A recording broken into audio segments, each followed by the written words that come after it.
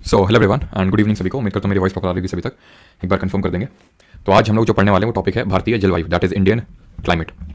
ठीक है, तो सबसे पहले तो कमेंट में आप ये बताइए कि what is the difference between weather and climate, यानी कि मौसम और जलवायु के बीच में अंतर क्या होता है। अब जो आज का टॉपिक रहेगा सिर्फ इसमें इंडियन क्लाइमेट, सिर्फ दो वर्ड्स आपको नजर आ रहे हैं, लेकिन बहुत सारी चीज़ें हैं। जैसे कि इसमें आज के इस लेक्चर में हम लोग पढ़ेंगे मानसून क्या होता है, प्री मानसून शावर्स क्या होते हैं, डिफरेंट टाइप्स ऑफ फॉरेस्ट भी आज के लेक्चर में ही हम लोग कवर करने वाले हैं।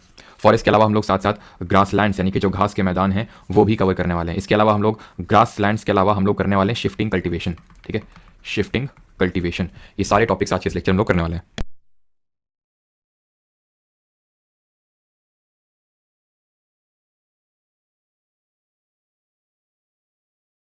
चलिए तो एक बार कंफर्म करिए कि सारी चीज़ें प्रॉपर हैं, तो फिर हम लोग स्टार्ट करते हैं। और मैंने आपसे पूछा था what is the difference between weather and climate, यानी कि मौसम और जलवायु के बीच में क्या अंतर होता है। सही है सभी का? बिल्कुल, मोर देन 30 ईयर्स। तो अगर हम बात करें वेदर क्या होता है, वेदर एक तरह से शॉर्ट टर्म, वेदर होता है short term changes in the atmospheric circulation, यानी जो हमारे एटमॉस्फेरिक पैटर्न्स है उसमें जो शॉर्ट टर्म चेंज होता है उसको मौसम बोलते हैं। और जलवायु की बात करें क्लाइमेट, तो इसी वेदर पैटर्न को अगर हम 30 ईयर्स तक ऑब्जर्व करते हैं एटलीस्ट, तो उसके बेसिस पे हम किसी पर्टिकुलर रीजन का क्लाइमेट डिटरमाइन करते हैं, जलवायु डिटरमाइन करते हैं। और इसको हमने काफी डिटेल में पढ़ा था, जिसमें कि हमने कोएपन क्लासिफिकेशन भी देखा था, जिसको मैं आज के इस लेक्चर में आपसे पूछने वाला भी हूं, तो जिससे आपका कोएपन क्लासिफिकेशन भी रिवाइज हो जाए। ठीक है, तो चलिए स्टार्ट करते हैं। No factors affecting Indian climate, ये टोटल 6 फैक्टर्स होते हैं जो भारतीय जलवायु को अफेक्ट करते हैं, इसको प्रभावित करते हैं भारतीय जलवायु को। अब एक बात ध्यान से समझ लेना कि ये जो 6 फैक्टर्स यहाँ पे मैंने लिखे हुए हैं आपके, ये सिर्फ ऐसा नहीं है, ये सिर्फ ऐसा नहीं कि इंडियन क्लाइमेट को इफेक्ट करते हैं, ये जितने भी हमारे क्लाइमेटिक रीजन्स हैं अक्रॉस द वर्ल्ड सबको इफेक्ट करते हैं। ये कौन कौन से फैक्टर्स हैं हमारे, लैटिट्यूड यानी अक्षांश, ऑल्टीट्यूड यानी कि आपकी ऊंचाई, प्रेशर एंड विंड सिस्टम, सबको एक करके चले देखते हैं। ठीक है, ये जितने भी 6 फैक्टर्स है, पहले तो इस पे भी क्वेश्चन आ चुका है, अभी मैंने पीवाईक्यू सीरीज पार्ट 3 में ये क्वेश्चन लिया था कि कौन कौन से जो फैक्टर्स हैं, सॉरी कितने फैक्टर्स हैं जो किसी जगह के, या फिर आई थिंक इंडिया स्पेसिफिक था, आई थिंक किसी जगह के ऐसे जनरली पूछा था उसने कि कितने फैक्टर्स इफेक्ट करते हैं। टोटल 6 फैक्टर्स हैं जो आपकी स्क्रीन पर लिखे हुए हैं। अब किस तरह से ये फैक्टर इफेक्ट करते हैं वो आप आसानी से समझ पाएंगे, क्योंकि आपने वर्ल्ड ज्योग्राफी पहले पढ़ रखी है। अगर मैं आपको ये पहले पढ़ाने लगता तो आपको कुछ समझ ना आता कि लैटिट्यूड किस तरह से इफेक्ट करेगा, बट फिर भी हम लोग देखेंगे। जैसे कि अब हमें पता है कि इंडिया, जो इंडिया है वो किस लैटिट्यूड में आता है। इंडिया की अगर हम बात करें, जो भारत है वो किस लैटिट्यूड में आता है और किस हेमिस्फीयर में आता है, नॉट किस लैटिट्यूड में आता है, सॉरी, किस हेमिस्फीयर में आता है, किस गोलार्ध में आता है। तो हमें पता है कि इंडिया जो है इक्वेटर के ऊपर लाई करता है, और इंडिया से ट्रॉपिक ऑफ कैंसर यानी कर्क रेखा, जो कि कुछ और नहीं 23.5 डिग्री नॉर्थ यानी कि 23.5 डिग्री उत्तरी अक्षांश रेखा है। ठीक, तो इक्वेटर के ऊपर है, यानी कि इसका नीचे वाला जो हिस्सा है वो ट्रॉपिकल है, और ऊपर वाला नीचे वाला हिस्सा ट्रॉपिकल है, और ऊपर वाला हिस्सा शीतोष्ण यानी कि वो टेम्परेट रीजन में लाई करता है। तो हमने ये पढ़ा था, हमने क्या पढ़ा था कि जो भी रीजन इक्वेटर से ट्रॉपिक ऑफ कैंसर, या फिर हम इस तरह से बोल सकते हैं कि ट्रॉपिक ऑफ कैंसर से लेके ट्रॉपिक ऑफ कैप्रिकॉन के बीच में होता है, कर्क रेखा और मकर रेखा के बीच में होता है, इसको हम बोलते हैं, इस पर्टिकुलर रीजन को टॉरिड जोन। ठीक है, टॉरिड जोन के नाम से इसको जानते हैं, या फिर उष्ण कटिबंध के नाम से जानते हैं, बिकॉज यहां पे जो लेवल ऑफ गर्मी हम बोल सकते हैं वो काफी जोर की पड़ती है। और इसका रीजन क्या है, इसके रीजन मल्टीपल है। पहला रीजन तो ये है, मल्टीपल तो नहीं, ज्यादा इतने भी मल्टीपल रीजन नहीं है। मेन रीजन ये है कि यहां पे जो रीजन है टॉरिड जोन, सन की डायरेक्ट रेज या फिर ओवरहेड रेज पड़ती हैं। ठीक, इसकी वजह से ये रीजन जो है वो गर्म रहता है। तो ये मैं सिंपल बोल सकता हूं कि अगर हमारा लैटिट्यूड इंक्रीज होगा, लैटिट्यूड इंक्रीज होगा मतलब जैसे अभी मैं यहाँ पे 0 डिग्री पे बैठा हुआ हूं, ठीक है, मैं 1 डिग्री 2 डिग्री 3 4 5 6 7 8 9 ऐसे करके जाऊंगा तो यहाँ पे 90 पे पहुंचूंगा। यानी कि जैसे मैं इक्वेटर से ऊपर या फिर इक्वेटर से नीचे आऊंगा, इक्वेटर से तो ऊपर जाऊंगा तो नीचे आऊंगा, तो गर्मी का लेवल कम होता जाएगा, कम होता जाएगा, कम होता जाएगा। यानी कि लैटिट्यूड कहीं ना कहीं जो अक्षांश है वो क्लाइमेट को अफेक्ट कर रहा है, क्योंकि जैसे हम इक्वेटर से ऊपर की तरफ बढ़ेंगे तो कोल्डनेस बढ़ती जाएगी, ठंडी बढ़ती जाएगी, है कि नहीं, सिंपल। और इक्वेटर के पास रहेंगे तो गर्मी हमें देखने को मिलेगी। इंडिया की अगर बात करें तो नॉर्थ ईस्टर्न हेमिस्फीयर में आता है। ठीक है, नॉर्थ ईस्टर्न हेमिस्फीयर में आता है। ऑल्टीट्यूड किस तरह से इफेक्ट करता है क्लाइमेट को, अब ये जैसे मैंने बताया आपको कि ये तो भाई इंडियन क्लाइमेट को पढ़ रहा है, लेकिन इन जनरल भी यही 6 फैक्टर्स होते हैं जो किसी जगह के भी क्लाइमेट को इफेक्ट करते हैं। ऑल्टीट्यूड का मतलब होता है ऊंचाई। अब देखो यहाँ पे मैंने ले लिया इंडिया, ठीक है, यहाँ पे मैंने ले लिया इंडिया, मैंने 2 प्लेसेस लोकेट कर ली, ये इंडिया में कोई प्लेस ए है और ये कोई प्लेस बी है, या फिर चलो इस तरह से लोकेट कर लेते हैं कि मान लेते हैं ये दिल्ली है। ठीक है, यहाँ पे दिल्ली है और सेम लैटिट्यूड पे मान लेते हैं दिल्ली है, और सेम लैटिट्यूड पे मान लेते हैं कि कोई नॉर्थ ईस्टर्न स्टेट का कोई डिस्ट्रिक्ट हम ले लेते हैं उठा के। तो इन दोनों के बीच में अगर हम कंपेयर करेंगे क्लाइमेट को, तो भले दोनों सेम लैटिट्यूड पे लोकेटेड हैं, भले ही दोनों सेम अक्षांश पे स्थित हैं, लेकिन फिर भी पॉइंट ए और पॉइंट बी में अलग अलग क्लाइमेट देखने को मिल सकता है।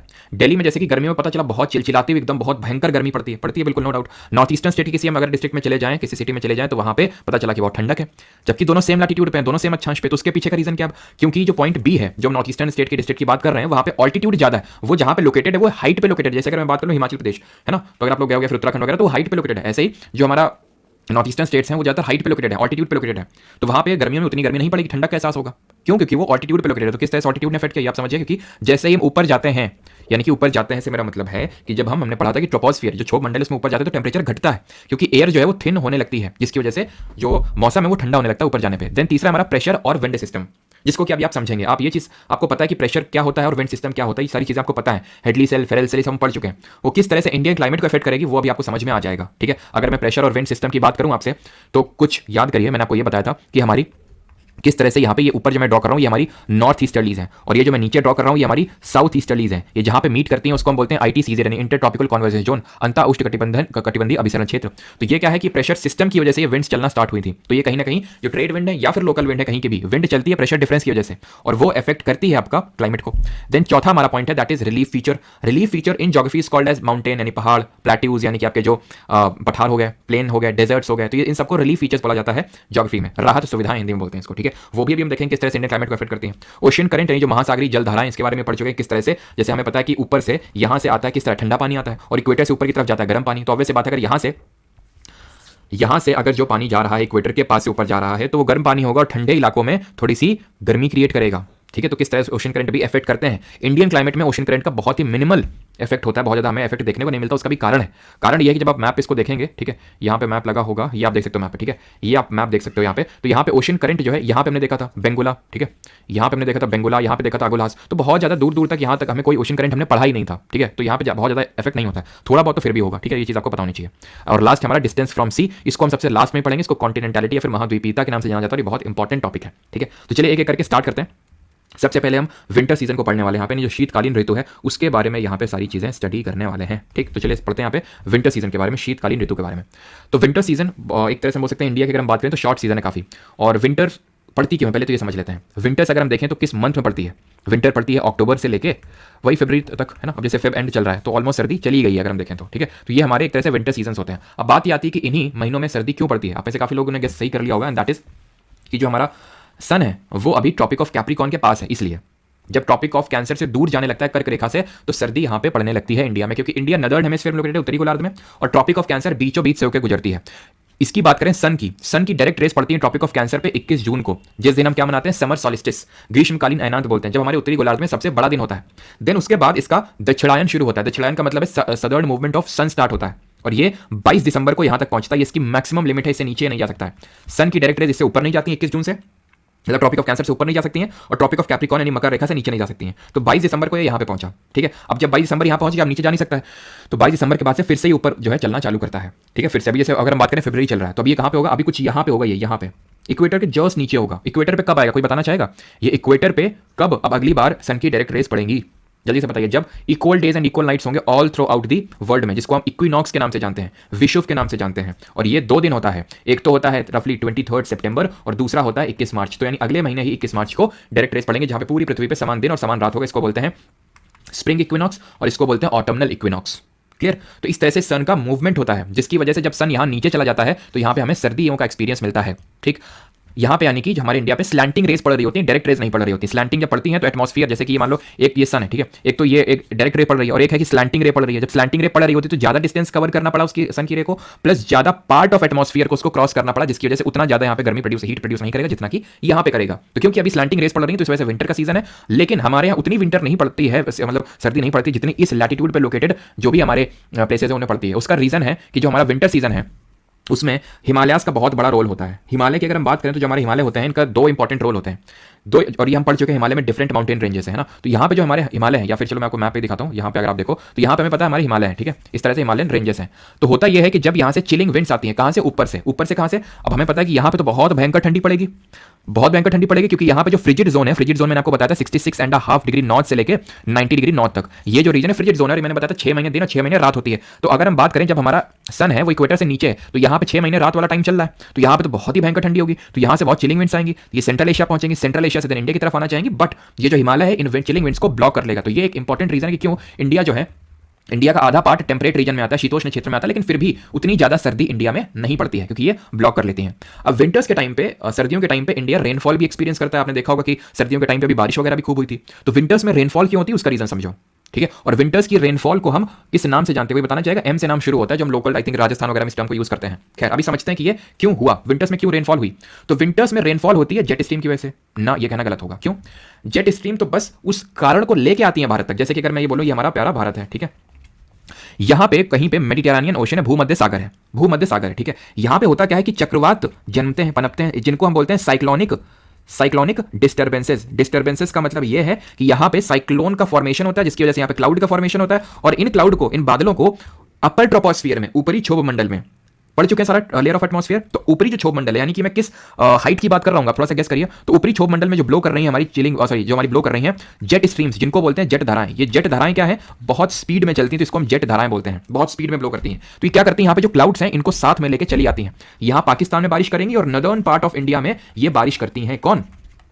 नदर्न पार्ट में कौन बारिश करती हैं? जेट स्ट्रीम्स बारिश नहीं करती हैं। ये साइक्लोनिक डिस्टर्बेंसेस, इनको हम वेस्टर्न साइक्लोनिक डिस्टर्बेंसेस भी इसलिए बोलते हैं बिकॉज वेस्टर्न साइड से आ रहा है। इनको हिंदी में बोलते हैं पश्चिमी विक्षोभ, पश्चिमी विक्षोभ के नाम से जाना जाता है इनको। और ये पश्चिमी विक्षोभ को लेके कौन आता है इंडिया तक या फिर पाकिस्तान तक? जेट स्ट्रीम्स लेके आती हैं, और इसी वजह से नॉर्थ इंडिया में सर्दियों के टाइम पे बारिश होती है। नॉर्थ इंडिया में तो सर्दियों के टाइम पे बारिश इस वजह से होती है, साउथ इंडिया में भी कुछ पार्ट में सर्दियों में बारिश होती है, लेकिन उसका इस रीजन से कोई लेना देना नहीं है। वो हम देखेंगे रिट्रीटिंग मानसून, जब मानसून पाएंगे तो वहां पे देखेंगे, ठीक है। तो नॉर्दर्न पार्ट में क्यों बारिश होगी समझ में, इसको हम बोलते हैं महावत।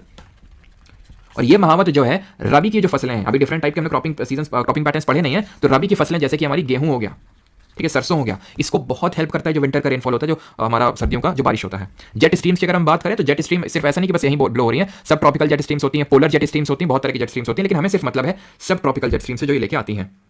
क्लियर है यहाँ तक? किसी को कोई डाउट तो नहीं है यहाँ तक? जो मैंने आपको विंटर्स का रेनफॉल पढ़ा है यहाँ तक किसी को डाउट तो नहीं है?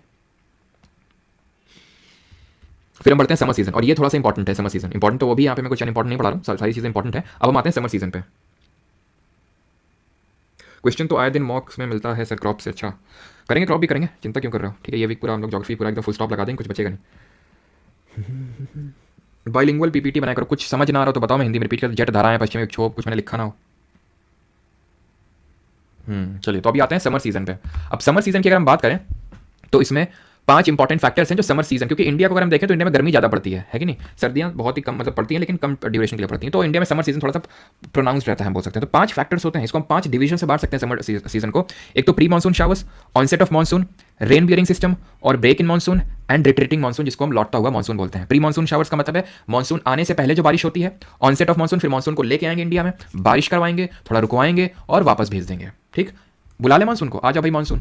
तो प्री मानसून शावर्स आपने देखा होगा, ये हमारा ट्रैविस बीट द हीट ठीक है, अपना हीट बीट कर रहा है। तो तुमने ये हरकत तो जरूर करी होगी है ना बचपन में, कि कहीं पे पाइप दिखता था छत, मतलब होता था ना गांव में, लोग पूरा पाइप डलवाते नहीं थे ऊपर से, बस ऐसे मतलब पूरा ऊपर से पाइप निकाल दिया, यहीं से पूरा छत का पानी नीचे आ रहा है, और तुम खुश इसके नीचे खड़े हो गए, है ना, जैसे ये खड़ा है एकदम पूरा एंजॉयमेंट चल रहा है। तो ये आपने ऑब्जर्व किया होगा रफली मई के टाइम पे, अभी जैसे मई आएगा तो काफ़ी भयंकर गर्मी पड़ती है, फिर शाम को एकदम से मौसम बदलता है, एकदम से जोर की गड़गड़ाहट होती है, ठीक है, और शाम को एकदम से बारिश हो जाती है जिसकी वजह से ठंडक आ जाती है।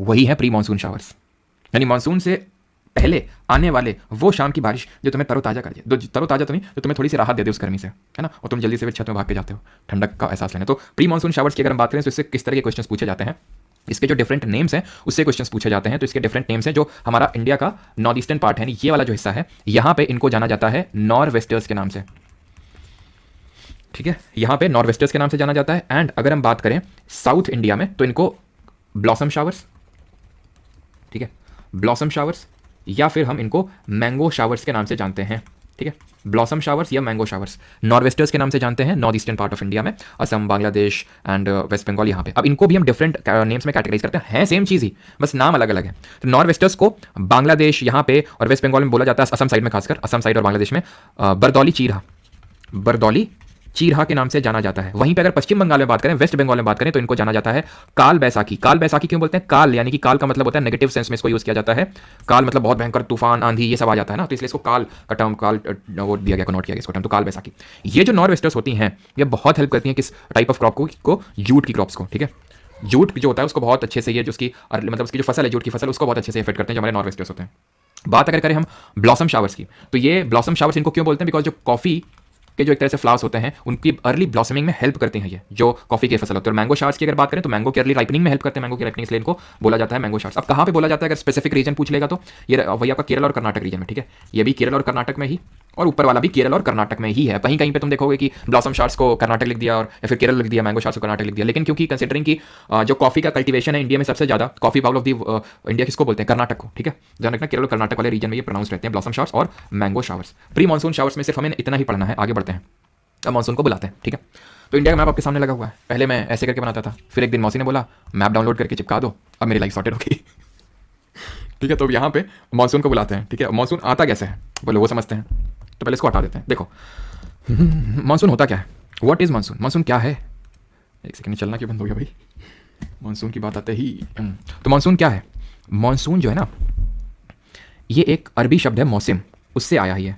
ये एक अराबिक टर्म है मौसम, ये क्या लिख दिया मैंने, अराबिक टर्म है मौसम, उससे ये ओरिजिनेट हुआ है मानसून, जिसका मतलब होता है सीजनल, ध्यान से सुनना, सीजनल रिवर्सल ऑफ विंड। यानी जो पवन है, जो विंड है, वो अपना डायरेक्शन चेंज कर रही है सीजनली, उसको बोलते हैं मानसून। यानी मानसून एक तरह की विंड्स हैं, मानसून एक तरह की विंड्स ही हैं जिन्होंने अपना डायरेक्शन चेंज कर लिया। आप समझते हैं कैसे चेंज हुआ, कुछ ऐसे करके हमारी इक्वेटर पास होती है, ऐसे करके हमारी इक्वेटर पास होती है, ऐसे ऐसे ऐसे, ठीक है, कुछ ऐसे इंडिया के ऊपर लोकेटेड है। अब तुम लोगों ने पढ़ा था, याद करो, ठीक है, तुम भूल के रुकना जब भी, तुम लोगों ने एक चीज पढ़ी थी, अगर याद हो तुम लोगों को, कि ये इक्वेटर है, ठीक है, अभी थोड़ी देर पहले भी बताए थे, ये नॉर्थ ईस्टर्ली ट्रेड विंड है। ट्रेड विंड क्या होती है, जो परमानेंट विंड होती है, जो परमानेंटली ब्लो करती हैं। तो ये क्या है, ये ऊपर वाली नॉर्थ ईस्टर्लीज है, क्यों, क्योंकि नॉर्थ ईस्टर्न डायरेक्शन से ब्लो हो रही है, और ये साउथ ईस्टर्लीज है बिकॉज इनको बोलते हैं उत्तर पूर्वी पवन है, और इनको दक्षिण पूर्वी पवन बोलते हैं। तो ये दोनों जहां मिलती हैं आईटीसीजे क्रिएट होता है। अब हमने ये पढ़ा था कि भाई विंड चलती क्यों है, तो प्रेशर डिफरेंस की वजह से चलती है। जब दाब में अंतर होता है तो हाई प्रेशर से लो प्रेशर की ओर चलती है, उच्च दाब से निम्न दाब। लेकिन ये मुड़ क्यों रही है, ऐसे सीधे सीधे क्यों नहीं चल रही है, ये इधर डिफ्लेक्ट क्यों रही है, उसके पीछे कौन सा फोर्स रिस्पॉन्सिबल था, जरा ये कमेंट बताइए। और उस फोर्स के पीछे का क्या रीजन था वो बताइए, क्यों वो फोर्स जन्म ले रहा था। तो उस फोर्स का नाम था सी से कॉरियोलिस फोर्स। जन्म क्यों ले रहा था, अर्थ की रोटेशन की वजह से, पृथ्वी की घूर्णन की वजह से इसका जन्म हो रहा था, जिसकी वजह से कर क्या रहा था, ये कर ये रहा था कि जो उत्तरी गोलार्ध है नदर्न हेमिस्फीयर, ये चीजों को राइट में डिफ्लेक्ट कर रहा था, राइट की तरफ मोड़ रहा था, और दक्षिणी गोलार्ध में सदर्न हेमिस्फीयर में चीजों को लेफ्ट की तरफ बाएं की ओर मोड़ रहा था। तभी तो ये देखो सदर्न हेमिस्फीयर में हमारी विंड ऐसे चलती बेचारी, लेकिन लेफ्ट की तरफ मुड़ गई, ये ऐसे चलती लेकिन राइट की तरफ मुड़ गई है। अब जब ये विंड जो है ना, ये जो विंड है, यहाँ पे मैं व्हाइट से ड्रॉ करता हूँ, ध्यान देखना, ये विंड जो है जब ऐसे आई ना, इक्वेटर के पास पहुंची, ठीक, जब ये यहाँ पे पहुंचेगी, देखो मैं आपको ये बता दूं, मानसून जो है ना काफी कॉम्प्लेक्स फिनोमिना है। अभी तक भी ज्योग्राफिस्ट 100% श्योरिटी के साथ नहीं बता सकते कि हाँ यही सारे फैक्टर, इन्हीं की वजह से बहुत सारे फैक्टर्स हैं, लेकिन जितना आपके इंपॉर्टेंट है सिर्फ उतना मैं आपको समझा रहा हूँ, ठीक है, कॉम्प्लेक्सिकेट करने की चीज़ों की जरूरत नहीं। तो यहाँ पे इवेंट्स जब आएंगे इक्वेटर के पास, ठीक है, जब ये इक्वेटर को क्रॉस करेंगे, मुझे बताइए, इक्वेटर को जब ये क्रॉस करेंगे ऐसे करके, तो अब ये सदर्न हेमिस्फीयर में नहीं रही, थोड़े टाइम तक तो थोड़ा ब्लो करेंगी ऊपर तक, क्योंकि ये इक्वेटर है, और इक्वेटर में हमने भूमध्य रेखा पे पढ़ा था कॉरियोलिस फोर्स 0 होता है, कॉरियोलिस फोर्स 0 होता है यहाँ पे, ठीक है, इक्वेटर पे। जब थोड़ा सा ऊपर बढ़ेंगी तो अब ये इधर को डिफ्लेक्ट होना स्टार्ट हो जाएंगी। क्यों, दो कारण है उसके, एक तो क्योंकि नदर्न हेमिस्फीयर में आ गई, नदर्न हेमिस्फीयर में उत्तरी गोलार्ध में चीजें जो है राइट की तरफ डिफ्लेक्ट होती हैं, पहला। दूसरा, यहां पे इंटेंस लो प्रेशर क्रिएट हुआ है, बहुत भयंकर निम्न दाब क्रिएट हुआ है। अब निम्न दाब क्यों क्रिएट हुआ है, क्योंकि तुम्हें यह भी चीज पता है, मैंने पढ़ाई थी कि लो प्रेशर वहां पे क्रिएट होता है जहां पे गर्मी होती है, जहां पे वार्म कंडीशंस होती हैं, और हाई प्रेशर वहां पे क्रिएट होता है जहां पे ठंडी कंडीशन होती है, कोल्ड कंडीशन होती है। इसके पीछे का भी रीजन था कि जो कोल्ड एयर है वो सिंक करती है ना, और जो गर्म हवा है ऊपर की तरफ उठती है, तो ये दाब लगाएगी, और ये ऊपर उठेगी तो यहाँ पे निम्न दाब, और यहाँ पे बहुत भयंकर दाब लगेगा तो उच्च दाब। जैसे तुम ऐसे समझ लो, अगर कमरा है, कमरे में मान लो कि एसी लगा हुआ है, ठीक है, और इस कमरे को खोल दो, एसी में मतलब ठंडक खूब है उसमें, ठीक है, अब तुमने इस कमरे को खोल दिया, तुम उसमें कमरे को खोल दो 2-3 मिनट के लिए, जब तुम उस कमरे के बाहर से निकलो तो तुम्हारे पैरों में बहुत ठंडक लगेगी, पैरों में ठंडक लगेगी, क्योंकि जो कोल्ड, क्योंकि पहली बात तो वो हवा निकली क्यों, क्योंकि अंदर है ठंडक, यानी हाई प्रेशर, नीचे बाहर है लो प्रेशर, तो हाई से लो चलेगी विंड, बाहर निकल आई हवा। अब वो नीचे पैरों में ठंडक इसलिए लगेगी क्योंकि जो कोल्ड एयर होती है वो सिंक डाउन करती है, उसकी ये खासियत होती है, क्लियर। तो ये यहाँ पे लो प्रेशर क्यों क्रिएट हुआ, क्योंकि ये बात हो रही है सर मई जून के महीने की, मई जून के महीने की बात हो रही है, जिसकी वजह से यहाँ पे इंटेंस लो प्रेशर, और यहाँ पे रिलेटिवली हाई प्रेशर होगा, क्योंकि तुमको ये भी पता है कि जो लैंड होती है वो जल्दी हीट करती है और जल्दी कूल डाउन होती है, वहीं पे वाटर जो होता है धीरे धीरे कूल डाउन और धीरे धीरे हॉट होता है, लैंड ब्रीज और सी ब्रीज वाला कॉन्सेप्ट याद करो। तो यहाँ पे रिलेटिव हाई प्रेशर होगा, ऐसा नहीं कि यहाँ पे बहुत भयंकर ठंडी पड़ रही है, रिलेटिव का मतलब है कि इसके कंपैरिजन में तो ठंडा ही है, तो हाई प्रेशर वहाँ पे लो प्रेशर, तो विंड जो है लो प्रेशर को फिल करने के लिए भागने लगती है, जहाँ पे भी उनको लो प्रेशर दिखा भागने लगती है। साइक्लोन भी तो ऐसा ही हो रहा था, साइक्लोन में भी तो ऐसा ही हो रहा था, वो उस वैक्यूम को फिल करने के लिए भाग रही थी, इंटेंस लो प्रेशर था आई ऑफ द साइक्लोन, याद करो सेंटर में, तो उसको फिल करने के लिए विंड यहां पे भागेंगी, और यही विंड है मॉनसून विंड, जिनको कि हम बोलते हैं साउथ वेस्ट मॉनसून, दक्षिण पश्चिम मॉनसून बोलते हैं। क्यों, क्योंकि ये दक्षिण पश्चिम डायरेक्शन है, नॉर्थ साउथ ईस्ट वेस्ट, तो ये डायरेक्शन कौन सा हुआ, साउथ वेस्ट डायरेक्शन हुआ, दक्षिण पश्चिम दिशा हुई। तो यहां से क्योंकि डायरेक्शन इस डायरेक्शन से, मैंने बताया था कि विंड का नाम उसके डायरेक्शन से पड़ता है। अगर हम इनको बोलते हैं ईस्टर्लीज, साउथ नॉर्थ ईस्टर्लीज, तो क्यों, क्योंकि ये ईस्ट नॉर्थ ईस्ट डायरेक्शन से आ रही है, कहां को जा रही है नहीं इंपॉर्टेंट है, कहां से आ रही है उसके नाम पे उसका नाम पड़ता है। तो साउथ वेस्ट मानसून इसलिए हम बोलते हैं जो ऑनसेट ऑफ मानसून होता है। तो अब ये मानसून इस तरह से इंडिया में आ गया, इसका ऑनसेट हो गया, ठीक। अब दूसरा फैक्टर क्या था, तीसरा क्या था, प्री मानसून चार्ट पढ़ लिया, ऑनसेट ऑफ मानसून। अब रेन बियरिंग सिस्टम किस तरह से ये इंडिया में एंटर करेगा वो हम देखेंगे, रेन बियरिंग सिस्टम। अब ये इंडिया में जब मानसून एंटर करेगा तो it would be the first week of June. और एक चीज ध्यान रखना, ये जो इंटेंस लो प्रेशर क्रिएट होता है ना, उसके पीछे यहाँ पे जो तिब्बत का पठार है,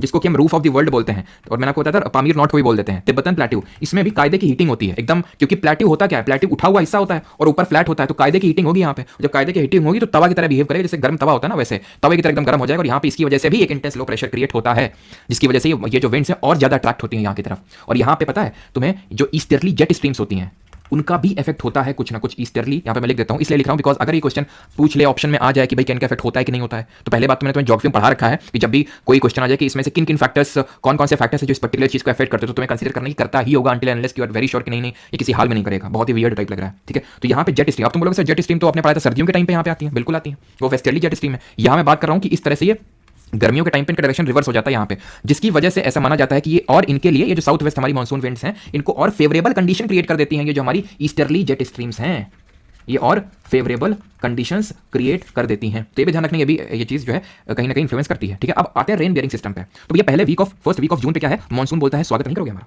ठीक है। तो स्वागत तो होगा इनका फर्स्ट वीक ऑफ जून में, लेकिन मानसून किस तरह से आएगा वो समझिए ध्यान से। ये कौन सा सी है हमारा, अरेबियन सी, अरब सागर है। ये क्या है, बंगाल की खाड़ी, बे ऑफ बंगाल। मानसून जब ऐसे आया तो ऐसे नहीं चलो चलो भाई वहां मत जाना यहीं चलो, ऐसा तो है नहीं। इसकी दो ब्रांचेस डिवाइड होती हैं। दो ब्रांचेस कौन सी, एक को बोलते हैं अरेबियन सी ब्रांच जो इस तरह से आती है, और दूसरी इस तरह से आती है बे ऑफ बंगाल ब्रांच, बंगाल की खाड़ी वाली ब्रांच, ठीक। तो ये है अरेबियन सी ब्रांच जो कि सबसे पहले कहां पे हिट करेगी, बताइए। सबसे पहले ये हिट करेगी केरल में हिट करेगी, तो सबसे पहले केरल में मानसून दस्तक देता है। इसके बाद ये बे ऑफ बंगाल ब्रांच को थोड़ा सा पहुंचने में टाइम लगेगा। यहाँ पे हमें पता है क्या, ये है म्यांमार देश, और म्यांमार में हमने पढ़ा था आपको कि जो हिमालय होते हैं, हिमालय यहाँ से सिंटैक्सियल बेंडिंग होती है नामचा बरवा से, जहाँ से यूटर्न मारती है ब्रह्मपुत्र। यहाँ पे ये जो है ये अराकान योमा की पहाड़ियां हैं जो कि हिमालय का एक्सटेंशन है अराकान योमा। ये अराकान योमा बोली कहाँ जा रही है, उधर इंडिया की तरफ चलो, तो इंडिया की तरफ इनको डिफेक्ट कर देंगे। यहाँ पे मेघालय प्लेट्यू, यहाँ पे मेघालय प्लेट्यू जिसको करबी एंगलोंग प्लेट्यू या फिर शिलोंग प्लेट्यू के नाम से जानते हैं। यहाँ पे तीन इंपॉर्टेंट हिल्स के नाम बताएंगे कमेंट में जल्दी से बताइए तीन हिल्स के नाम क्या है। तो तीन हिल्स हमारी गारो, खासी, जयंतिया।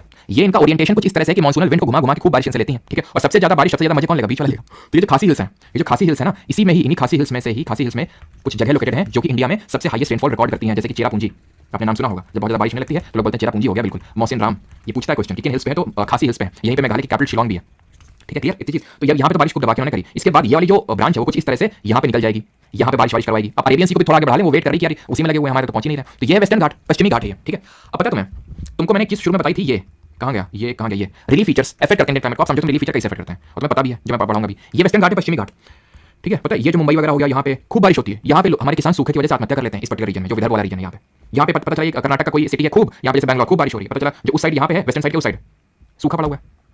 इसका कारण हम लोगों ने पढ़ा था, कौन सी टाइप ऑफ रेनफॉल होती है, कौन सी टाइप की वर्षा होती है, इसके पीछे का रीजन पहले जल्दी से बताइए। तो इसको हम बोलते हैं, मैं थोड़ा सा रिवाइज करवा देता हूं, इसको बोलते हैं पर्वतीय वर्षा, इंग्लिश में बोलते हैं ओरोग्राफिक रेनफॉल। इसको बोलते हैं ओरोग्राफिक रेनफॉल में क्या होता है कि जब हमारी विंड्स आती हैं, मॉइस्चर लेडन विंड्स आती हैं, जब मॉइस्चर जिन्होंने होल्ड करके रखा है, इनको उठा देंगी। ये जो साइड है ये उठा देगी, बोलेगी चलो उठ तो जाओ बहुत तेजी के साथ। जब उठ जाएंगी तो इनका सैचुरेशन लेवल रीच कर जाएगा, तो यहीं पे पूरी बारिश कर देंगी। जब उधर पहुंचेंगी तो कुछ पानी बचा ही नहीं, तो बारिश क्या करेंगी, कुछ बारिश नहीं होगी यहाँ पे। तो इसी वजह से इसको बोलते हैं विंडवर्ड साइड, और इसको बोलते हैं लीवर्ड साइड, जहाँ पे बारिश नहीं होती है। तो ये जितने भी हमारे ईस्टर्न पार्ट ऑफ वेस्टर्न घाट है, ईस्टर्न पार्ट ये वेस्टर्न घाट है, तो इसका जो ईस्टर्न पार्ट है यहाँ बारिश नहीं होती, वेस्टर्न पार्ट में खूब होती है। अभी जो अरेबियन सी ब्रांच है ना, ये भी तीन पार्ट में डिवाइड हो जाती है। एक तो इसके लिए यहाँ पे आ गई, यहाँ पे हिट करी, ये हमारी नर्मदा वैली, ठीक है। नर्मदा ऊपर विंध्या नीचे सतपुरा, एक नर्मदा वैली के अलॉन्ग इस तरह से चली जाती है, और एक ये हमारी अरावली, तो पता नहीं अरावली है, ये अरावली को अलग से ड्रॉ कर देते हैं सो दैट कलर्स में थोड़ा सा डिफरेंशिएशन आ जाए, है ना। रुकना भी, इस कलर से ड्रॉ करते हैं, ब्लैक से ड्रॉ कर देते हैं अरावली को, ना रुकना भी। तो ये जो है इस तरह से हमारी अरावली है, ठीक है। थोड़ा सा और इधर की साइड होंगी, ठीक है। ये हमारी अरावलीज है। अब एक जो ब्रांच है ये कुछ इस तरह से निकल जाएगी। एक ब्रांच तो वेस्टर्न घाट में हिट करी, एक नर्मदा वैली की पैरेलल निकल गई, और एक ब्रांच अब यहाँ पे आएगी अरेबियन सी वाली की बात कर रहे हैं, ठीक है। और ये अरावली की पैरेलल निकल जाएगी, ये अरावली है, और ये ऐसे पैरेलल निकल जाएंगी। देखेंगे नहीं कि साइड में कोई खड़ा भी, तो साइड में कोई और भी है अरावली, ठीक है। तो बिना देखे मतलब ऐसे पैरेलल निकल जाएंगी, और यहाँ से कौन आ रहा था, यहाँ से बंगाल की खाड़ी वाली ब्रांच आ रही थी मानसून की। दोनों का यहाँ पे मिलन हो जाएगा, दोनों का यहाँ पे मिलन हो जाएगा। ये पर्टिकुलर एरिया को बोलते हैं पंजाब प्लेन्स। तो पूछ लेता है क्वेश्चन कि दोनों कहाँ पे मिलते हैं, तो दोनों मिलते हैं पंजाब प्लेन्स में। पूछ लेगा कि अरब सागर वाली ब्रांच और बंगाल की खाड़ी वाली ब्रांच कहाँ मिलती हैं, तो दोनों मिलती हैं पंजाब के प्लेन्स पे, पंजाब का जो समतल भूभाग है वहाँ पे मिलेंगी। किसी को यहाँ तक कोई डाउट हो तो पूछ लो कि मेन जो चीजें वो हमारी खत्म हो गई, फिर मानसून को लौटाने का काम करते हैं। और अब एक चीज तुम यहाँ पे ऑब्जर्व करो, वो चीज ये है कि मैंने आपको पढ़ाया था, क्योंकि हर चीज के पीछे कुछ ना कुछ ज्योग्राफी है। यहाँ पे हम लोगों ने पढ़ा था डेजर्ट है, यहाँ पे कौन सा डेजर्ट है जल्दी से बताओ, जो वर्ल्ड का डेंसली पॉपुलेटेड डेजर्ट है। तो ये डेजर्ट क्यों है वो समझ लो कैसे, क्योंकि देखो ये है हमारी अरावली, ठीक है। एक तो हमारी ब्रांच आई, ध्यान से देखना यहाँ पे, एक तो ये वाली ब्रांच आई हरी वाली, कौन सी है, अरेबियन सी ब्रांच, ठीक। दूसरी आई यहाँ से बे ऑफ बंगाल ब्रांच। अब जब ये बे ऑफ बंगाल ब्रांच यहाँ से चल के आई तो भाई पानी कम हो गया होगा ना उसके पास, तो यहाँ से पानी को उठाया होगा, यहाँ से धीरे धीरे पानी का लेवल कम होता गया, क्योंकि उसने सारा पानी तो गिरा दिया, जितना भी पानी बचा भी। तो जब ये यहाँ पे आई तो इन्होंने इसको रोक लिया, कहाँ जा रहे हो, यहीं रुक जाओ। जिस तरह जो हमारे हिमालय है, ये हिमालय चिलिंग विंड्स को रोक रहे थे, ये चिलिंग विंड को रोक रहे थे, उसी तरह ये अरावली जो है इनको रोक लेंगे कि वहां पे मत जाओ। और ये जो आई भी थी इधर से वो पैरेलल निकल गई, उसने इधर देखा भी नहीं झांक के, तो इसलिए ये वाला साइड है वो डेजर्ट हो जाता है, जिसको हम थार डेजर्ट बोलते हैं। इसलिए यहाँ पे north western side of Aravalli में क्यों डेजर्ट, आप समझ गए। अब हमने हिमालय के बारे में ये पढ़ा था कि जो हिमालय है ये चिलिंग विंड को तो रोकता ही है, जो मानसूनल जो विंड्स हैं इनको भी इंडिया में ही इनसे बारिश करवा लेता है, उधर मत जाओ, यहीं पे जितनी बारिश करनी है वो कर लो, ठीक। क्लियर। आज न्यूज़ आई कि पंजाब के पास 2032 करोड़। अच्छा क्लियर है चीज। तो पंजाब में तो ज्यादा बारिश नहीं होती है। ग्रीन रेवोल्यूशन हरित क्रांति का यही कारण था कि हरित क्रांति का नेगेटिव इंपैक्ट अब देखने को मिल रहा है पंजाब में। उसका कारण ये है कि वहां पे ट्यूबवेल्स का यूज किया गया, ग्रीन रेवोल्यूशन सबसे पहले वहीं पे है। तो क्योंकि ट्यूबवेल में क्या सीधे बटन दबाया, खड़ाक से पानी बहुत हाई अमाउंट ऑफ वाटर निकला, जबकि वो रेन डेफिसिट रीजन है। जो पंजाब है आपका रेन डेफिसिट रीजन है। आप कुछ भी बता लो तुरंत कि कौन सा रेन डेफिसिट होगा, जैसे मैं पूछ लूंगा, जैसे कि ब्रेक मानसून पढ़ते हैं, जैसे कि मैं इंडिया ड्रॉ करता हूं, ठीक है। जैसे कि मैं ये पेनिनसुलर प्लेटू प्रायद्वीप पठा रहा हूं, यहाँ बारिश होगी कि नहीं होगी, कम होगी सर, कम होगी। यहाँ पे तो मानसून विंड आ रही है, आ तो रही है, लेकिन यहाँ पे कोई खड़ा है ना बैरियर बन के, यहाँ पे कोई बैरियर बन के खड़ा हुआ है ना वेस्टर्न घाट, तो यहाँ पे खूब बारिश होगी। अभी देखें सदा बाहर वन देखने को मिलेगा, हमेशा बाहर रहेगी। यहाँ पे कम बारिश होगी, नॉर्थ ईस्ट पार्ट में खूब बारिश होगी, यहाँ पे खूब बारिश होती है, नॉर्थ ईस्ट पार्ट में खूब बारिश होती है। फिर हम बात करें जैसे कि एमपी वगैरह तो मॉडरेट है, पंजाब वगैरह में लो रेनफॉल देखने को मिलती है। लो रेनफॉल क्यों है, तो इसी वजह से। और लो रेनफॉल थी वहाँ पे तो ज़्यादा प्रेसिपिटेशन होता नहीं, तो वाटर लेवल नीचे नीचे नीचे होता जा रहा है, ठीक है। लेकिन नॉर्थ ईस्टर्न हो गया, बंगाल हो गया, थोड़ा ये बिहार वाला ईस्टर्न बिहार हो गया, यहाँ पे बारिश ठीक मात्रा में होती है, ठीक है। तो चलिए अभी आप ये समझिए, अब आते हैं ब्रेक इन मानसून क्या होता है, what is this break in monsoon. और एक चीज आपसे पूछता हूँ, जल्दी से बताना, कचार हिल्स कहाँ देखने को मिलती है? कचार हिल्स वैसे पढ़ा चुका हूं, फिर भी जरा बताओ कमेंट में। तो अगर हम बात करें ब्रेक इन मानसून क्या होता है, तो मानसून आता कब है? मानसून आता है जून के पहले हफ्ते में, ठीक है। धीरे धीरे जुलाई तक पूरे इंडिया में फैल जाता है, जुलाई तक पूरे इंडिया में आ जाता है। जब आता है तो खूब बारिश होती है, मजा आ जाता है। लेकिन मजा तो आता है, लेकिन ये मजा ज्यादा दिन तक कंटिन्यू रह नहीं पाता है। कुछ दिन बाद ऐसा होता है कि बारिश हो ही नहीं रही यार, बारिश हुई तो थी, पता नहीं बारिश हो ही नहीं रही, कब होगी बारिश, लगता है इस बार मानसून अच्छा नहीं है। आपने सुना होगा, उसको बोलते हैं ब्रेक इन मानसून। जो अर्ली मानसून आता है उसके बाद एक सडन कुछ दिनों के लिए ब्रेक लग जाता है मानसून पर, एक हफ्ते के लिए, तो उसको बोलते हैं ब्रेक इन मानसून। मैं समझ नहीं आ रहा लिखूं तो लिखूं क्या, बोलने के बोलिए, लिखना क्या इसमें, तो समझ लो ब्रेक इन मानसून होता क्या है, ठीक है। जो अर्ली मानसून के बाद एकदम से मानसून रुक जाता है, बारिश नहीं होती है, that is called as break in monsoon. अब आते हैं रिट्रीटिंग मानसून को पढ़ते हैं, मानसून को लौटाते हैं। मानसून लौटेगा क्यों? क्यों लौटेगा वो मानसून? आया क्यों था, ये क्वेश्चन पूछो। आया था क्योंकि यहाँ पे लो प्रेशर क्रिएट हुआ था, निम्न दाब, रिलेटिव हाई प्रेशर था, विंड चलती है हाई से लो प्रेशर, उच्च दाब से निम्न दाब, तो यहाँ चीजें पलट गई होंगी, चीजें अब ऐसी हो गई होंगी, यहाँ हाई प्रेशर यहाँ लो प्रेशर। क्यों? अगेन क्योंकि जो लैंड होता है वो जल्दी हीट और जल्दी कूल होता है। तो क्योंकि अब ये टाइम आ गया है सर, मैं बात कर रहा हूँ सितंबर अक्टूबर की, ये बात हो रही है सितंबर अक्टूबर की। सन जी कहाँ पे हमारे, सूर्य जी कहाँ पे, सन जी का दक्षिणायन हो चुका है अभी। यहाँ पे 23 सितंबर को यहाँ पे आ जाता है, उसके बाद नीचे नीचे नीचे ये जाएंगे अब, तो यानी कि नीचे जाएंगे तो खुद ही सोचिए यहाँ पे अब ज्यादा डायरेक्ट रेस तो पड़ नहीं रही है, तो जल्दी कूल डाउन हो जाएंगे, धीरे धीरे कूल डाउन होगा। तो क्योंकि जल्दी कूल डाउन हो जाएंगे तो हाई प्रेशर, और धीरे धीरे कूल डाउन होगा, थोड़ी गर्मी है कंपेरिजन लो प्रेशर, तो अब जो विंड है वो कुछ इस तरह से यहाँ पे चलने लगेंगी, ठीक है। ये विंड क्योंकि ब्लो कर रही है लैंड से सी की तरफ, ये जैसे लैंड से ब्लो कर रही है, लैंड से सी की तरफ ब्लो कर रही है, तो क्या बारिश करेंगी? क्या नहीं करेंगी, ये बारिश नहीं करेंगे। और ऐसे क्यों चल रही है? याद करो कोरियोलिस फोर्स, याद करो कोरियोलिस फोर्स चीजों को राइट की ओर डिफ्लेक्ट कर देता है, तो इसलिए थोड़ा सा इस डायरेक्शन में चलेंगी। समझ आ गया आपको? तो ये किस टाइम की बात हो रही है? सितंबर अक्टूबर के टाइम की बात हो रही है। तो विंड कुछ इस तरह से लैंड टू सी चल रही है, तो बारिश का कोई मतलब ही नहीं बनता सितंबर अक्टूबर में, क्योंकि भाई ये लैंड से चल रही, पानी कहां से लेंगी? पानी तो है ही इनके पास, तो बारिश क्या करेंगे? कहीं नहीं करेंगे। लेकिन ये जो यहां से विंड आई है, ठीक है, इसको हम रिट्रीटिंग मानसून को नॉर्थ ईस्टर्लीज भी बोलते हैं, सॉरी नॉर्थ ईस्टर्न मानसून के नाम से भी जानते हैं, ठीक है। उत्तर पूर्वी मानसून के नाम से भी इसको जानते हैं, कारण सेम कारण है। इसको साउथ वेस्ट मानसून क्यों बोल रहे थे जो यहां से आ रहा था? क्योंकि वो साउथ वेस्ट डायरेक्शन से आ रहा था। इसको नॉर्थ ईस्ट मानसून क्यों बोल रहे हैं? नॉर्थ ईस्ट डायरेक्शन से इसका ओरिजिन हो रहा है। तो यहां पे क्योंकि बे ऑफ बंगाल है, तो यहां से लेगा पानी, और यहां से जब पानी लेके जा रहा होगा तमिलनाडु में, कहां जा रहे हो? इधर आओ, इधर पानी फेंक के जाओ, ऐसे जाओ, बाकी सबको देख रहे हो, वो सब खाली हाथ जा रहे, तुम भी खाली हाथ जाओगे, खाली हाथ आए थे, खाली हाथ नहीं भरे हाथ आए थे, और भरे खाली हाथ जाओ यहां से, ठीक है। तो तमिलनाडु जो है इनसे बारिश करवा लेगा नॉर्थ ईस्ट मानसून से, सिर्फ तमिलनाडु नहीं, सदर्न प्रदेश बोले तो हमको भी याद दे दो। तो यहां पे सितंबर अक्टूबर में रेनफॉल होती है, और इसी को मैं बोल रहा था आपसे कि विंटर रेनफॉल का एक और कारण भी होता है। नॉर्दर्न पार्ट ऑफ इंडिया में विंटर रेनफॉल वेस्टर्न डिस्टर्बेंसेस की वजह से हो रही थी, जो जेट स्ट्रीम्स ला रही थी। यहाँ पे जो विंटर्स की रेनफॉल हो रही है साउथ इंडिया में, तमिलनाडु, इसको किस कोस्ट के नाम से जानते हैं? कौन सा तट है ये? कमेंट बताइए। तो यहाँ पे जो बारिश हो रही है वो रिट्रीटिंग मानसून यानी नॉर्थ ईस्टर्न मानसून की वजह से हो रही है। जब ये यहाँ से जाती हैं तो यहाँ पे ये कुछ साइक्लोनिक डिस्टर्बेंसेस भी क्रिएट करती हैं। तभी आपने सुना होगा, या फिर आप ध्यान से ऑब्जर्व करना इस चीज को, कि सितंबर अक्टूबर के टाइम पे जो मानसून लौटता है तब तुम साइक्लोन की चक्रवात की ज्यादा न्यूज़ सुनोगे। आंध्र प्रदेश में, ओडिशा में, बंगाल में ज्यादा साइक्लोन्स आते हैं, क्योंकि जब यहाँ से जाती हैं तो कुछ यहाँ पे साइक्लोनिक डिस्टर्बेंसेस क्रिएट कर देती हैं। साइक्लोन हम पहले पढ़ चुके हैं, ये क्या होता है, इसको हम बोलते हैं क्या? तमिलनाडु को कोरोमंडल तट, कोरोमंडल कोस्ट। अब ये जो हमारा तमिलनाडु है, कचार हिल्स की असम है, ठीक है, कचार हिल्स की असम है। ये जो हमारा बेचारा तमिलनाडु है, मैंने बेचारा क्यों बोला?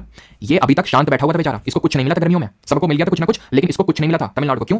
क्योंकि ये जो अरेबियन सी ब्रांच है, यहाँ पे कौन खड़ी है? वेस्टर्न घाट, इधर जाने नहीं दिया कोई साइड कि भाई तमिलनाडु में आ जाए ना। ये जो आई थी ये बे ऑफ बंगाल ब्रांच, ये बे ऑफ बंगाल ब्रांच पैरेलल निकल गई इसके, जैसे कि अरावली के साथ जो हुआ था, अरावली के साथ पैरेलल निकल गई, देखा भी बगल में कौन है, तो ये भी पैरेलल निकल गई, तो बारिश कहां से करेंगे? लेकिन जब ये लौट के आएगा ना तो घेर लेंगे इसको, आ जाओ बेटा, यहाँ पे जो ईस्टर्न घाट है वो घेर लेंगे, बोलेंगे यहाँ पे बारिश करवा दो। तो विंटर्स में इसीलिए तमिलनाडु में हम लोगों ने पढ़ा था क्वेश्चन क्लासिफिकेशन में भी, कि तमिलनाडु में क्या होता है, तमिलनाडु में समर ड्राई होती है, समर ड्राई होती है, और विंटर्स में रेनफॉल होता है। तो तमिलनाडु का जरा क्वेश्चन क्लासिफिकेशन बता दीजिए जल्दी से कमेंट में, और रिट्रीटिंग मानसून। तब तक मैं आपको एक और अगला कॉन्सेप्ट सिखाता हूं, जो लास्ट कॉन्सेप्ट इसमें, दैट इज अक्टूबर हीट। अगर कभी आपसे पूछा what is this October heat, October heat क्या होती है? तो जब ये मानसून लौटेगा, लौट रहा है, पानी खूब बरसा के यहाँ पे गया है, गड्ढे वड्ढे तुमको होता है, बताने की जरूरत नहीं है ना, यूपी बिहार गड्ढों में पानी भरा हुआ है, ठीक है, पानी तो भरा हुआ है गड्ढों में पानी तो भरा हुआ है, लेकिन आसमान एकदम क्लियर है, क्योंकि बादल नहीं है ना, तो बादल नहीं तो आसमान क्लियर है, तो धूप भी कायदे ठीक ठाक पड़ रही होगी। जब धूप पड़ रही है, आसमान एकदम क्लियर है, पानी नीचे, तो रेट ऑफ इवेपोरेशन ज्यादा हो जाएगा, इवेपोरेशन पानी ज्यादा इवेपोरेट होगा, यानी कि ज्यादा उसमें वो उष्मा बनेगी, जिसकी वजह से चिपचिपी गर्मी पड़ती है सितंबर अक्टूबर के टाइम पे, आपने नोटिस किया हो। यही जो ये जो चिपचिपी गर्मी पड़ती है, यानी कि जो ऑपरेसिव हीट, ऑपरेसिव मतलब बहुत ही सहन शक्ति के बाहर, ऑपरेसिव हीट, इसको बोलते हैं अक्टूबर हीट।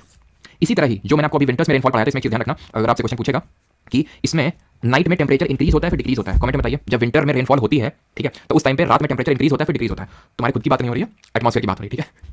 तो यहाँ पे टेंपरेचर जो है इंक्रीज होता है, वैसे भी इंक्रीज ही होता होगा ना तुम्हारा भी, तो इंक्रीज होता है, बढ़ता है टेंपरेचर, यानी ये चीज ध्यान रखना। Prevailing night temperatures during the onset of western disturbances in the Indian subcontinent, the prevailing night temperature increases. Night का टेंपरेचर क्यों बढ़ जाता है? क्योंकि जब ये जेट स्ट्रीम क्लाउड्स को लेके आएंगे, तो जब यहाँ पे बादल हो जाएंगे, तो हमने पढ़ा था कि रात का वो समय होता है जब हीट निकलती है, टेरेस्ट्रियल रेडिएशन इसको बोलते हैं। तो ये हीट निकल नहीं पाएगी, जब निकल के जाएगी तो बादल इसको वापस टकरा के फिर वापस भेज देंगे, जिसकी वजह से जब बादल होते हैं तो आपने इस चीज को ऑब्जर्व किया होगा कि सर्दी नहीं पड़ती उतनी जब बादल होते हैं, ठीक है। तो जब विंटर्स की रेनफॉल होती है तो it is marked by the increasing prevailing night temperatures, alright.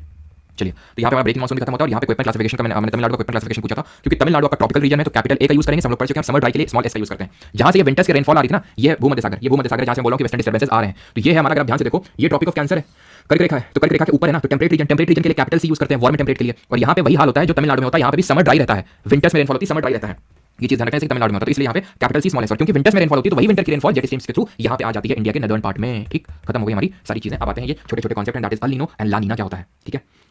Bundelkhand प्लेटू में भी कम होती है, बिल्कुल सही बात है जीत सिंह, क्योंकि तुम खुद ही देखो, मैं तुम्हें फिर से दिखाता हूँ, यहाँ से मैं ब्लैक से ड्रॉ करूंगा, मारवाड़ प्लेटू, ठीक है, मारवाड़, मालवा, बुंदेलखंड, बघेलखंड। तो ये जो यहाँ से आई, ठीक है, तो ये जो नर्मदा वैली के पैरेलल निकल जाएगी, नर्मदा वैली के पैरेलल निकल जाएगी, ठीक है। तो इसी वजह से यहाँ पे, और जो ये वाली ब्रांच आई थोड़ा बहुत, तो मारवाड़ प्लेटू में बारिश करके आगे निकल जाएगी। ये यहाँ से जो ब्रांच आ रही है वो ऊपर की तरफ जा रही है, कुछ ऊपर की तरफ जा रही है, और जो थोड़ी बहुत यहाँ पे हुई भी, तो बघेलखंड के ईस्टर्न पार्ट में हो जाएगी। बुंदेलखंड बेचारा बीच में दबा हुआ है, बारिश नहीं होगी, ठीक है, तो ये कारण। अब आते हैं अल नीनो ला नीना क्या होता है। ये इसके बारे में तो क्लियरली ज्योग्राफिस्ट को भी नहीं पता क्यों कब आता है, लेकिन होता क्या ये तो सबको पता है क्या होता है। तो ये है आम जिंदगी, ये है आम जिंदगी, ये है मेंटोस जिंदगी। कैसे? आम जिंदगी में ये होता है, नॉर्मल ईयर्स में ये होता है कि यहाँ पे ये होता है, हम लोगों ने करंट पढ़े थे, महासागरीय जल धाराएं पढ़ी थी, ओशन करंट पढ़े थे। तो यहाँ पे एक हमारा करंट था पेरू, इसको और किस नाम से जानते हैं कमेंट में बताइए जल्दी से। तो ये जो करंट है वो यहाँ पे आता है, ठंडा ठंडा एकदम क्रिएट होता है, यहाँ पे ठंडी कंडीशंस होती हैं, ठीक है। और क्या यहाँ पे क्या होता है, यहाँ पे ये होता है कि जब ये यहाँ पे क्या होता है कि इक्वेटर का पास रीजन है, हमने ये देखा था कि इक्वेटर यहाँ से पास होती है, तो ऑब्वियस बात है यहाँ पे तो गर्म चीजें होनी चाहिए, गर्म कंडीशन होनी चाहिए, बिल्कुल। तो यहाँ पे खूब जम के हीट पड़ती है, खूब पानी यहाँ पे खूब गर्म होता है, इसको हम वोल्ट के नाम से जानते हैं, ठीक है, हम वोल्ट करंट के नाम से। तो यहाँ खूब गर्मी होती है, लेकिन होता क्या, तुम याद करो, ये भी पढ़ा था कि इक्वेटर के पास ऐसे आती नॉर्थ ईस्टर्ली, ऐसे आती साउथ ईस्टर्ली, पानी गर्म पानी को बहा के यहाँ ले जाएंगी, यहाँ पे क्योंकि लैंड मास है, लैंड मास बोले कहाँ जा रहे हो, रुको। और यहाँ पे जहाँ पे ये गर्म पानी होगा, यहाँ की हवा भी गर्म होगी, और जो गर्म होती है उसकी वाटर को होल्ड करने की कैपेसिटी ज्यादा होती है, तो यहाँ पे खूब बारिश करवाएगी यहाँ पे ऑस्ट्रेलिया में, इस पार्ट में। और ध्यान रखना ये नॉर्मल ईयर में, इंडिया में मानसून ठीक ठाक रहता है, मानसून जो है ये नॉर्मल आएगा, अपने टाइम पे आएगा, और जितनी बारिश करना है उतनी करके जाएगा, ठीक। अब कुछ एबनॉर्मलिटीज क्रिएट हो जाती हैं कभी कभी, कब क्रिएट होती है किसी को नहीं पता आज तक, ये रफली 3 से 7 साल में क्रिएट होती है। जैसे अभी जो वर्ल्ड का मेट्रोलॉजिकल ऑर्गेनाइजेशन है वो इंडिया को वार्न करके रखा हुआ है कि अब कभी भी मानसून में ये आपको डिक्रीज देखने को मिल सकता है, यानी कि अल नीनो वाला साल हो सकता है आने वाले साल में, जैसे हो सकता है 2024 हो जाए, 2025 हो जाए, तो अल नीनो वाला साल हो सकता है। अल नीनो वाला, ये अल नीनो में क्या होता है, अल नीनो में होता है कि कभी कभी कुछ ऐसा होता है कि ये जो विंड्स होती हैं ये वीक पड़ जाती हैं। वीक पड़ने का मतलब कमजोर हो गई। अब जब कमजोर होती हैं तो होता कुछ यूं है, ये जो पानी है जिसको इधर जाना चाहिए था वो बैक मारने लगता है, और वो यहाँ पे आके इकट्ठा हो जाता है जो गर्म पानी है, तो पूरा सब कुछ बिगड़ जाता है। सब कुछ क्या बिगड़ जाता है, यहाँ पे जो बारिश होनी चाहिए थी वो बारिश नहीं होगी, और यहाँ बारिश नहीं होगी तो इंडिया में बारिश नहीं होगी, ध्यान रखना। तो यानी कि मानसून लेट आएगा, उसका अराइवल लेट होगा, और बारिश भी कम होगी। और यहाँ की फिशिंग इंडस्ट्री जो है साउथ अमेरिका की, जो पेरू देश है, वो भी अफेक्ट करेगी। कैसे? जब यहाँ से पानी मूव कर जाता है, भाग जाता है यहाँ से, तो नीचे का पानी ऊपर भागता है, चलो भैया वो तो चलेगा, हमें तो ऊपर कुछ फिल करना पड़ेगा ना। जैसे कि विंड चलती है हाई प्रेशर से लो प्रेशर, क्यों? क्योंकि यहाँ पे लो प्रेशर ऊपर जाती है, मतलब विंड वार्म विंड ऊपर जाती है तो लो प्रेशर क्रिएट हो जाता है, उस जगह को भरने के लिए हाई प्रेशर वाली विंड भागती है, कोल्ड विंड भागती है। तो वैसे ही नीचे का जो ठंडा पानी होता है, ये तो हम सबको पता है कि ऊपर से नीचे जाने में पानी ठंडा होता है, क्योंकि ऊपर डायरेक्ट रेस पड़ रही है सन की, और नीचे उतना ठंडक है। और मैंने आपको एक लाइन भी बताया होगा कि वो कौन सी लाइन होती है जिसके बियॉन्ड एक सडन डिक्रीज इन टेंपरेचर देखने को मिलता है, वो उसका नाम बताइए कमेंट में जल्दी से, ठीक है। तो यहाँ पे ये ठंडा पानी नीचे से ऊपर भागता है, और उसमें प्लैंकटन होता है। ये प्लैंकटन कुछ लोगों को पता होगा और कुछ लोगों को ना पता हो, जिन लोगों ने मुझसे एनवायरमेंट टेक्नोलॉजी सेक्शन पढ़ा तो उनको तो कैसे पता होगा। ये पानी का समुद्री जो हमारा होता है समुद्र का, उसका ही पेड़ पौधे होते हैं, फाइटोप्लैंक्टन को बोलते हैं। ये ऊपर की तरफ भागेंगे, ये फ्रीली मूविंग है, ऐसा नहीं कि हमारे जैसे पेड़ होते हैं जमीन में तो जम गए उखड़ेंगे नहीं, बहुत भयंकर तूफान। ये फ्रीली मूविंग है, तो ऊपर भागेंगे। इनके पीछे पीछे छोटे छोटे जू प्लैंकटन मूव करेंगे, जू प्लैंकटन। इन जू प्लैंकटन के नीचे पीछे पीछे थोड़ी बड़ी बड़ी फिशेस मूव करेंगी। बड़ी से मेरा मतलब वेल जैसी बड़ी नहीं, नॉर्मल जू प्लैंकटन बहुत छोटे होते हैं, और वो आपके जो होते हैं मतलब स्मॉल फिश, और स्मॉल फिश के पीछे बिग फिश आती हैं। तो जब ये सब पीछे पीछे भागते हैं तो जैसी फिश आती है मछुआरे जाल लेके एकदम बैठे हुए खड़ा से पकड़ लिए। तो सोचो ये नॉर्मल ईयर में यहाँ पे फिशिंग इंडस्ट्री डेवलप करेगी, और यहाँ पे इसलिए फिशिंग इंडस्ट्री भी डेवलप नहीं हो पाती। इस लाइन को बोलते हैं थर्मोक्लाइन, जहाँ पे सडन डिक्रीजिंग टेंपरेचर देखने को मिलता है। ऐसे नीचे जाने में लवणता यानी कि जो सैलिनिटी है वो बहुत तेजी के साथ बढ़ती है, और वो लाइन जहाँ से बहुत तेजी के साथ बढ़ती है उसको हेलोक्लाइन बोलते हैं। हेलो का मतलब ही सॉल्ट होता है, रूट वर्ड होता है। अब अल नीनो का ये एक लैटिन टर्म है, इसका जो इंग्लिश टर्म होता है उसका बोलते हैं चाइल्ड क्राइस्ट, क्योंकि ये क्रिसमस के टाइम पे देखने को मिलता है उसी टाइम पे, या फिर स्मॉल बॉय, और इसको बोलते हैं स्मॉल गर्ल, ठीक है। इसका जो मतलब है सर, ला नीना तो अपने पढ़ाई नहीं है, ला नीना कुछ नहीं। अल नीनो क्या होता है, अल नीनो बहुत खराब होता है, यानी कि late arrival of monsoon and low rainfall, यानी कि लो लेट भी होगा लो भी होगा, लेट लो रेनफॉल होगी। La Nina exact opposite of El Nino, यानी कि अल नीनो वाले साल में क्या हो रहा है, नॉर्मल से कम बारिश हो रही है, नॉर्मल से लेट मानसून जा रहा है। यहाँ पे नॉर्मल से भी ज्यादा बारिश होगी, जितनी होती है उससे भी ज्यादा बारिश होगी ला नीना वाले ईयर में, तो उसका एकदम ऑपोजिट है। किसी का यहाँ तक कोई डाउट तो अब अल नीनो आप समझ गए कि जो हमारे एटमॉस्फेरिक या फिर जो ओशनिक सर्कुलेशन है उसको अल नीनो बोलते हैं। किसी कोई डाउट होगा तो पूछ लेगा।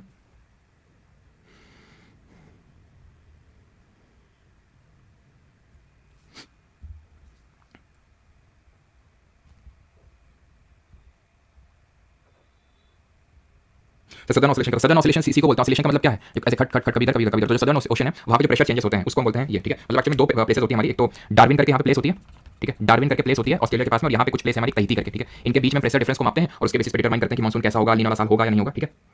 क्लियर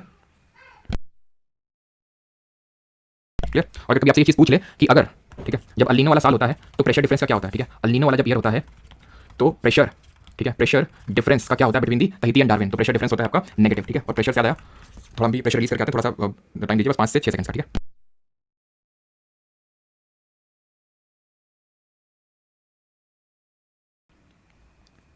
पैसा आया हो किसने पैसा भेजा भाई, भैया क्लास पे 24 आवर के बाद डिलीट किया करो। भैया जी देखिए शनिसा जी, चलो तुम्हारे क्वेश्चन का भी आंसर देते हैं, 100 रुपये भेजें तो कुछ तो टेंशन नहीं चाहिए।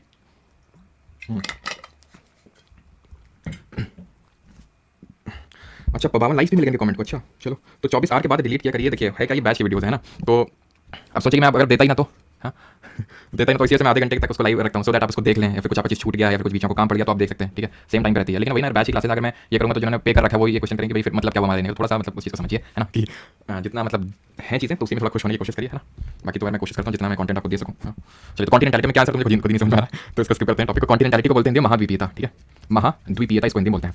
ये भी बहुत अच्छा टॉपिक है, बहुत अच्छे समझना, ठीक है, एकदम कायदे समझ में आ जाएगा एक बारी में, ठीक है।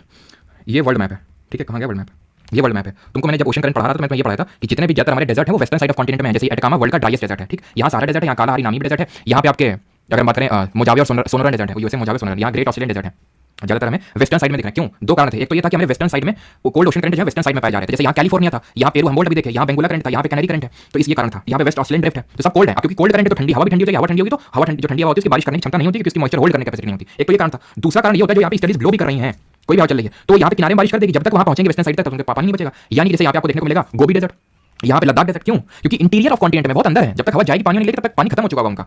इसी को बोलते हैं कॉन्टिनेंटलिटी, जिसकी वजह से हमें डेजर्ट देखने को मिलता है, जिसकी वजह से हमें ये फीचर देखने को मिलता है। तुमने कभी इस चीज पे विचार विमर्श किया हो कि दिल्ली में क्यों जब गर्मी होती है तो बहुत जोर की गर्मी होती है, सर्दी होती है तो बहुत जोर की सर्दी होती है? चले जाओ बैंगलोर, चले जाओ चेन्नई, चले जाओ कोची, चले जाओ मुंबई, चले जाओ भुवनेश्वर, यहाँ पे गर्मी में बहुत ज्यादा गर्मी और सर्दी में बहुत ज्यादा सर्दी नहीं पड़ती है। क्यों? क्योंकि इनमें एक चीज कॉमन है कि ये कोस्ट के पास लोकेटेड है, तट में लोकेटेड है, जिसकी वजह से ये जो ओशन होता है, जो समुद्र होता है, इसका एक मॉडरेटिंग इन्फ्लुएंस होता है। मॉडरेटिंग इन्फ्लुएंस का ये मतलब है कि ये क्लाइमेट या वेदर को मॉडरेट बना देता है, एक्सट्रीम्स में नहीं जाने देता है, जो हमारा ओशन होता है, जो समुद्र होता है। लेकिन जितना आप इंटीरियर में चले जाओगे, अंदर चले जाओगे, वो आपका बढ़ता जाएगा। क्या मतलब? एक्सट्रीम्स इन वेदर फिनोमेना आपके बढ़ते जाएंगे। ठीक है, तो ये चीज होती है।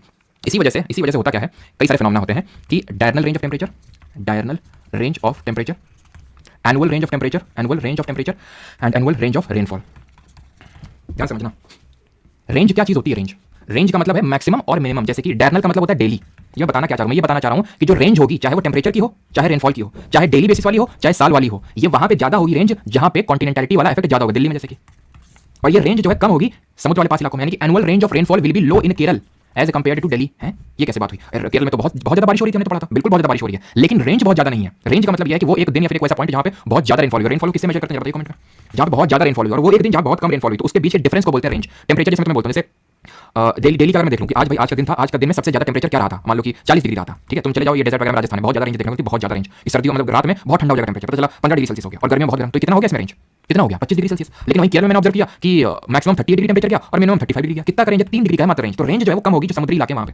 डायरनल का मतलब होता है डेली, एनुअल का मतलब होता है साल में। साल में मैंने एक पॉइंट ऐसा दिन ले लिया जहां पे सबसे ज्यादा टेम्परेचर था, और एक ऐसा पॉइंट ले लिया जहां पे बहुत कम टेम्परेचर था। वो ज्यादा होगा कहां पे? जो इंटीरियर्स हैं, जहां पे कॉन्टिनेंटलिटी महाद्वीपीयता का जो फैक्टर है वो ज्यादा है, और कम होगा यहाँ पे। ठीक, खत्म। ये थोड़ा सा देख लो, ये जो हमारा सीजन होते हैं, फिर से आएगा इस पर पुराना दिखा। ठीक है, ठीक है, तो ये एक बार देख लो, हिंदी मंथ्स जो सीजन होते हैं भी पूछ लेता आपसे। तो ये पहले बात तो आपको ये बताना चाहिए कि चैत्र को क्या बोलते हैं इंग्लिश में, वैसा। क्योंकि यार ये अगर आप एसएससी के लिए कोर स्टूडेंट हो ना, एसएससी के, तो इसको आप एकदम वो नहीं कर सकते, क्योंकि ये स्टैटिक जीके में भी काम आता है। तुमसे कई सारे त्योहार दे देगा, पूछ लेगा कि जो न्यू ईयर होता है वो किस महीने में होता है, वो मार्च अप्रैल में हिंदू कैलेंडर के मंथ्स देता है। तो ये चीज ध्यान रखना। अब यहाँ पे मैं आपको सीजन बताना चाहता हूँ कि ये होता है, इसको बोलते हैं वसंत सीजन। ठीक है, मैं सिर्फ लिख देता हूँ। ठीक है, वसंत सीजन इसको बोलते हैं, वसंत ऋतु बोलते हैं। देन इसके बाद आ जाती है, ठीक है, चैत्र वैसाख के टाइम पे आपकी वसंत ऋतु होगी। देन आपकी, ठीक है, ये वसंत ऋतु वाला होगा। देन वैसाख और ज्येष्ठ के टाइम पे होता है हमारा ग्रीष्म ऋतु। ठीक है, इसको बोलते हैं ग्रीष्म ऋतु। देन ज्येष्ठ और आषाढ़ के बीच में अगर बात करें, ज्येष्ठ आषाढ़ हो गया आपका, सॉरी चैत्र वैसाख के टाइम पे आपका, तो ऐसे कर लो, मैं यहाँ पे इसको लिख देता हूँ। ठीक है, चैत्र वैसाख के टाइम पे होता है आपका वसंत ऋतु, और ज्येष्ठ आषाढ़ के बीच में होता है आपका ग्रीष्म ऋतु। ठीक है, और श्रावण और भादव बोलते हैं हमारे यहाँ पे इसको, तो आप क्या पता नहीं क्या बोलते हैं, मतलब नहीं बोलते होंगे ना, भादव बोलते हैं हमारे इसको। तो श्रावण और भादव, तो इसको भी याद कैसे कर सकते हो, मैं थोड़ा सा बता दूंगा, थोड़ा सा आपको याद करने में आसानी हो जाए। अश्विन और कार्तिक को अगर बात करें तो इसको हम बोल सकते हैं, क्या लिख दिया मैंने, वसंत ग्रीष्म होगा। ग्रीष्म के बाद आपका वर्षा ऋतु आएगी। ठीक है, वर्षा ऋतु आएगी। देन इसके बाद शरद ऋतु आएगी, शरद, इसको बोल देंगे हम मार्गशीर्ष को यहाँ पे बोल देंगे, इसको हेमंत हो जाएगा हमारा। ठीक है, हेमंत। और देन हमारा बच गया यहाँ पे दिसंबर के बाद जैन फेब बच गया। ठीक है, तो जैन फेब को बोल देते हैं, जैन फेब को हम बोल देते हैं क्या, आई थिंक इसको मार्ग तो हो गया, फागुन बोल देते हैं ना, फागुन, फागुन। और इसको बोलते हैं शिशिर। ठीक है, ये होती शिशिर ऋतु।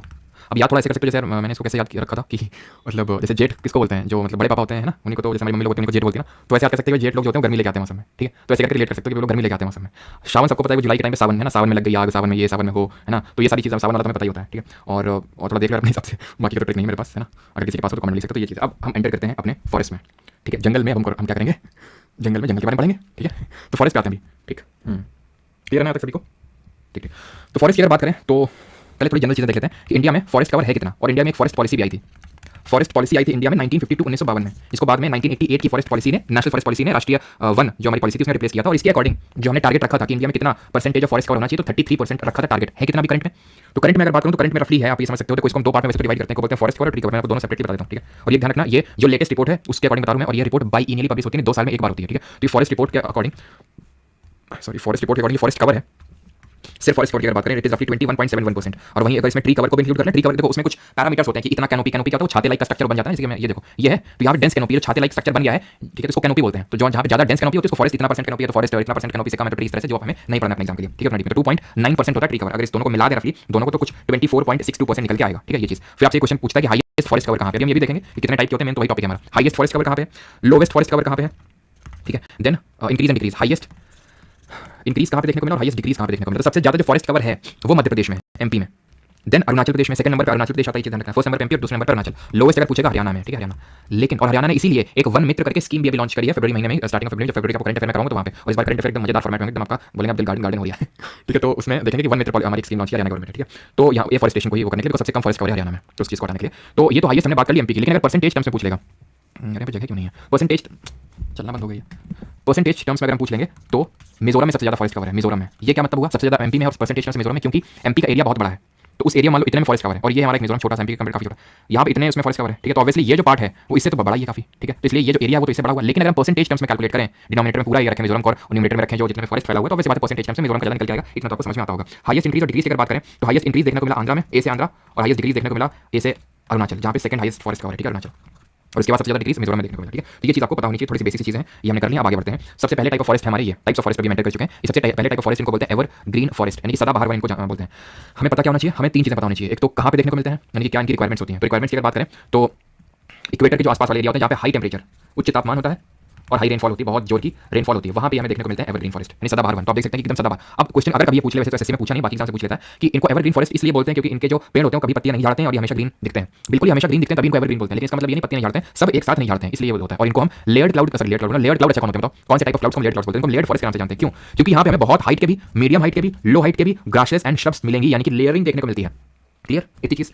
और इनको हम पता है क्या बोलते हैं, deserts covered in forest. Deserts यानी मरुस्थल जो कि वनों से ढके हुए हैं, कवर्ड इन फॉरेस्ट मतलब ये इसलिए बोलते हैं, ये एक बार क्वेश्चन पूछा था वो भी सीडीएस या सीएपीएफ में, एसएससी में नहीं पूछा था जनरली स्पीकिंग। तो ये इसलिए बोलते हैं बिकॉज इनकी जो मिट्टी होती है वो काफी अच्छी नहीं होती है यहाँ की, तो और वैसे डेजर्ट में भी होता है, तो इसलिए इसको डेजर्ट कवर्ड इन फॉरेस्ट बोलते हैं। तो हाई टेम्परेचर हाई रेनफॉल, बात आती है कितना रेनफॉल भी, तो 200 सेंटीमीटर से ज्यादा की रेनफॉल चाहिए इनको, उनको बोलते हैं हम वहाँ पे एवरग्रीन फॉरेस्ट आपको देखने को मिलेगा। जहाँ पे भी कंडीशंस होंगी वहाँ पे आपको एवरग्रीन फॉरेस्ट देखने को मिल जाएंगे। मैं आपसे पूछता हूँ इंडिया में कहाँ पे देखने को मिलेंगे, तब तक यहाँ पे मैं आपको बताता हूँ कि वेजिटेशन यानी किस तरह के पेड़ पौधे देखने को मिलते हैं। तो पहली बात तो यहाँ की जो बायोडाइवर्सिटी है, जैव विविधता है, वो बहुत ही उच्च लेवल की देखने को मिलती है। जैव विविधता का मतलब होता है, बायोडाइवर्सिटी का मतलब है different kind of flora and fauna.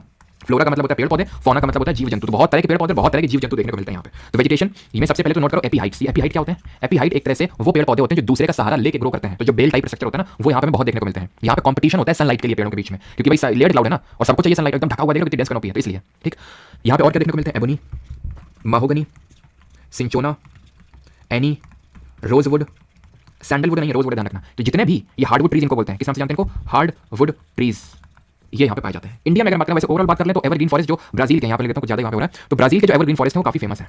Brazil के जो रेन फॉरेस्ट जो इनको हम अमेज़न रेन फॉरेस्ट के नाम से जानते हैं, जो अमेज़न नदी के पास में अमेज़न रेन फॉरेस्ट, इनको हम लंग्स ऑफ द वर्ल्ड यानी कि लंग्स ऑफ द वर्ल्ड यानी कि विश्व के फेफड़ों के रूप में भी जानते हैं। क्यों? क्योंकि ये बहुत पार्ट ऑफ ऑक्सीजन, ऑफ 60% के ऑलमोस्ट ये ऑक्सीजन सप्लाई करते हैं, ये बहुत डेंस है, इसलिए लंग्स ऑफ द वर्ल्ड बोलते हैं इनको, ठीक है। और इंडिया में अगर बात करें, इंडिया में ये कहाँ पाए जाएंगे, तो ये इंडिया है हमारा, ठीक है। तो इंडिया में यहाँ पे मानसून सबसे पहले आता है कहाँ पे, वेस्टर्न घाट में। वेस्टर्न घाट का जो वेस्टर्न साइड है यहाँ पे देखने को मिलेगा, ठीक है। मैं इन शॉर्ट वेस्टर्न घाट लिखा हूं, पश्चिमी घाट, लेकिन आप समझिए पश्चिमी घाट का पश्चिमी वाला क्षेत्र, वही क्षेत्र क्यों, क्योंकि वो ओरोग्राफिक रेनफॉल याद करो, विंडवर्ड साइड है। देन ये अंडमान निकोबार, इसकी मैंने चर्चा अभी तक करी नहीं थी क्योंकि यहाँ पे हम लोग करनी थी। अब जब ये बे ऑफ बंगाल ब्रांच गई होगी तो डायरेक्टली तो यहाँ पहुंच नहीं गई होगी ना, इसको भी थोड़ा बारिश दिया होगा, इतना प्रोफाउंड नहीं है लेकिन फिर भी बारिश इसने भी रिसीव की होगी। तो यहाँ पे अंडमान निकोबार में, ठीक है, अंडमान निकोबार में देखने को मिलेगा। थोड़ा बहुत हमें ये जो हमारी नॉर्थ ईस्टर्न हिल्स हैं, गारो खासी जनते, इसके आसपास भी देखने को मिलेगा जहाँ पे बहुत ज्यादा रेनफॉल है। अब यहाँ उतना ज्यादा नहीं होता क्योंकि मतलब टेम्परेचर बहुत ज्यादा हाई नहीं होता जितना कि यहाँ वगैरह, इक्वेटर के ज्यादा नजदीक है ना ये, ठीक क्लियर। तो ये भी हमारा हो गया एवरग्रीन फॉरेस्ट। और कुछ तो यहाँ पे नहीं है, ठीक है, नहीं। और टेम्परेचर अगर पूछे तो टेम्परेचर ज्यादा नहीं, 30 डिग्री सेल्सियस से ऊपर तुम देखा होगा, एनाकोंडा वगैरह, सांप वगैरह वो यहीं पे मिलते हैं, ठीक है। यहाँ पे तुम्हें शेर, चीते ये नहीं देखने को मिलेंगे क्योंकि उनको एकदम खुला स्पेस चाहिए जो यहाँ नहीं मिलता, ठीक। अब आते हैं दूसरे टाइप ऑफ फॉरेस्ट जो कि हमारे डेसिडुअस फॉरेस्ट। और सभी लोग भाई एक डीप ब्रीथ ले लेंगे और सीधे बैठ जाएंगे, जो लोग सीधे नहीं बैठे, और थोड़ा सा नेक का मूवमेंट कर लेंगे 360 डिग्री में, है ना। चलो, और पानी वानी लेके पास में बैठे रहो, है ना, हाइड्रेटेड रखा करो बॉडी को, नहीं तो फिर फटीग होने लगेगा आपको।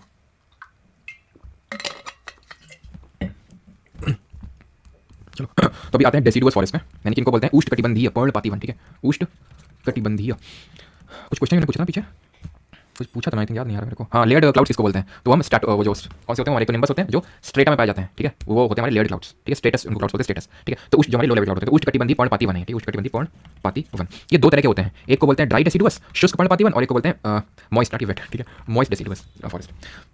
तो हमें पता है कि 200 से ज्यादा अगर बारिश होगी तो एवरग्रीन, 200 से कम आते हैं, कितना कम, देखो डेसिडुअस वहाँ पाए जाते हैं जहाँ 70 सेंटीमीटर से लेकर 200 सेंटीमीटर के बीच में हो रही होती है। लेकिन ये जो रेंज है बहुत बड़ा रेंज है, तो इसलिए हम दो पार्ट में डिवाइड कर देते हैं। अगर 150 से 200 के बीच में हो रही है तो मॉइस्ट डेसिडुअस, और अगर 70 सेंटीमीटर से लेकर 150 सेंटीमीटर के बीच में हो रही है तो उसको ड्राई डेसिडुअस बोलेंगे। डेसिडुअस फॉरेस्ट को मानसून वन के नाम से भी जानते हैं, मानसून फॉरेस्ट के नाम से भी जानते हैं। क्यों? क्योंकि इंडिया में ये सबसे ज्यादा फॉरेस्ट अगर मिलते हैं तो मानसून फॉरेस्ट से मिलते हैं। इंडिया में मानसून का काफी प्रोफाउंड इन्फ्लुएंस रहता है, अभी देखा। तो जितना भी ये प्रायद्वीपीय पठार वाला हिस्सा है, एमपी, यूपी और ये कर्नाटक, ये सब यहाँ पे हमें डेसिडुअस फॉरेस्ट देखने को मिलते हैं। कर्नाटक, एमपी, आंध्र, ये सब जगहों में मानसून फॉरेस्ट के नाम से इसलिए यहाँ पे इनको जानते हैं, ठीक है, मानसून वनों के नाम से। और ध्यान रखना कि इंडिया में हाईएस्ट है, ठीक है, highest in India, highest in India ये देखने को मिलते हैं, most predominant forest in India, ठीक है। पूरा peninsular plateau, north Indian plains ये पूरा कवर करेंगे। मॉइस्ट डेसिडुअस में अगर हम बात करें तो आपको यहाँ पे मैं वेजिटेशन बता रहा हूँ, सागौन हो गया, ठीक है, शीशम हो गया, ठीक है, सैंडलवुड हो गया, महुआ हो गया। महुआ कैसे मिस कर सकते हैं अभी, और हमारे जो बिहार से यूपी से। वो कैसे महुआ को कैसे भूल सकते हैं, हैं? यही तो है सहारा, जीने का सहारा। ठीक है, महुआ और टीक साल, ठीक है। और ड्राई डेसिडुअस की अगर बात करें, टेंडू, खैर छोड़ो, पलास मतलब, ठीक है। टेंडू की जो लीव्स होती हैं, टेंडू की जो पत्तियां होती हैं, उससे मिलती है अगेन बीड़ी। बीड़ी को कैसे भूल सकते हैं, ठीक है। हमारे जो पूर्वज हैं उन्होंने काफ़ी बीड़ियाँ सप्लाई करवाई होंगी आप लोगों से ना। मैंने भी करी है। खैर वो काफ़ी दिन पुराने हो गए, क्योंकि वही है ना कि काफ़ी रिश्वत देनी पड़ती थी, जैसे क्रिकेट खेलने के लिए या फिर कुछ भी करने के लिए। तो वो ये सारी कुछ चीज़ें सहारा होती थी गाँव में, है ना। वो कुछ ही लोग रिलेट कर पाएंगे, सब लोग तो नहीं। खैर जो दिल्ली से हैं वो तो शायद रिलेट ना कर पाए, फिर जो अर्बन इलाकों से वो रिलेट नहीं कर पाएंगे। खैर तो टेंडू, खैर, पलास, अमलतास, ये सब हमें देखने को मिलता है कहाँ पे, ड्राई डेसिडुअस में। सागौन, शीशम, सैंडलवुड, महुआ, टील, साल, एक और सैंडलवुड। तुमने वो जो मूवी देखी होगी, वो कौन सी होती है, वो जो हाथ गले में डालता है और निकालता है, क्या बोलते हैं उसको, पुष्पा। हाँ, तो पुष्पा में वो, आई थिंक पुष्पा मूवी में, तो मैंने देखी तो नहीं है, वो कुछ लकड़ी सी सैंडलवुड का ही वो इधर से उधर व्यापार करता है। तो ये डेसिडुअस फॉरेस्ट में कर्नाटक रीजन है, ठीक है। ठीक है, चलिए आगे बढ़ते हैं। अभी आते हैं ट्रॉपिकल थॉर्न फॉरेस्ट, यानी कांटेदार वनों में। ट्रॉपिकल थॉर्न फॉरेस्ट यानी कि जो कांटेदार वन होते हैं उनकी यहाँ पे बात कर रहे हैं। कांटेदार वनों की अगर बात करें तो यहाँ पर रेनफॉल कितनी होती है, ऑब्वियसली बात है कम होगी, 70 से कम होगी। लेकिन अगर हम एकदम हार्डकोर थॉर्न फॉरेस्ट की बात करें तो लेस दैन 50 सेंटीमीटर, ठीक है। लेस दैन 50 सेंटीमीटर, 50 सेंटीमीटर से जहाँ कम रेनफॉल होती है वहाँ पे देखने को मिलता है। और यहाँ पे हमें जो वेजिटेशन होता है वहाँ पे हमें थॉर्न्स देखने को मिलते हैं, कांटे। कांटे क्यों देखने को मिलते हैं, क्योंकि जो लीव्स होती है ना, लीव्स इन फॉरेस्ट की जो पेड़ होते हैं, पेड़ों की जो पत्तियां होती हैं, लीव्स खुद को मॉडिफाई कर लेती हैं थॉर्न्स में। तो ये थॉर्न्स कुछ और नहीं, लीव्स ही मॉडिफाइड फॉर्म है, क्योंकि यहाँ पे पानी की कमी होती है। और क्योंकि पानी की कमी और जो लीव्स है, जब हम लोग बायोलॉजी पढ़ेंगे, पत्ती तक नहीं बनती यार मेरे से, कितनी गंदी आर्ट है ना मेरी। ठीक है, अब बन गई, बनाना कैसी बनी बेटा, कितने नंबर देना चाहोगे इसको 10 में, ठीक है। पत्ती बना दी देखो मैंने। तो पत्ती के नीचे साइड क्या होता है, पत्ती के नीचे साइड स्टोमेटा होते हैं। स्टोमेटा जहाँ पे एक्सचेंज ऑफ गैसेस और यहीं से वाटर का लॉस भी होता है। सोचो पानी की वैसी किल्लत है, वाटर लॉस हो जा रहा है, तो इनके एकदम हालत डाउन हो जाएगी। तो इसलिए लीव्स मॉडिफाई थॉर्न्स में मॉडिफाई हो जाती है, सो दैट वाटर लॉस को अवॉइड कर सकें। यहाँ पे अगर हम बात करें कहाँ पे देखने को मिलेंगे, तो ऑब्वियसली बात है राजस्थान, वो जो अरावली की नॉर्थ वेस्टर्न वाला इलाका, जहाँ पे हमें डेजर्ट, हमारा राजस्थान हो गया, गुजरात हो गया, पंजाब वाला भी रीजन हो गया कुछ, तो यहाँ पे देखने को मिलेगा थॉर्न फॉरेस्ट। इसमें एक ध्यान रखना, इसके अगर हम वेजिटेशन की बात करें, चलो यहाँ पे लिख देता हूँ मैं, वेजिटेशन, बबूल, खेजरी, कैक्टस, ये सब। और एक टाइप की ग्रास होती है, ध्यान रखना, तुस्सॉकी ग्रास।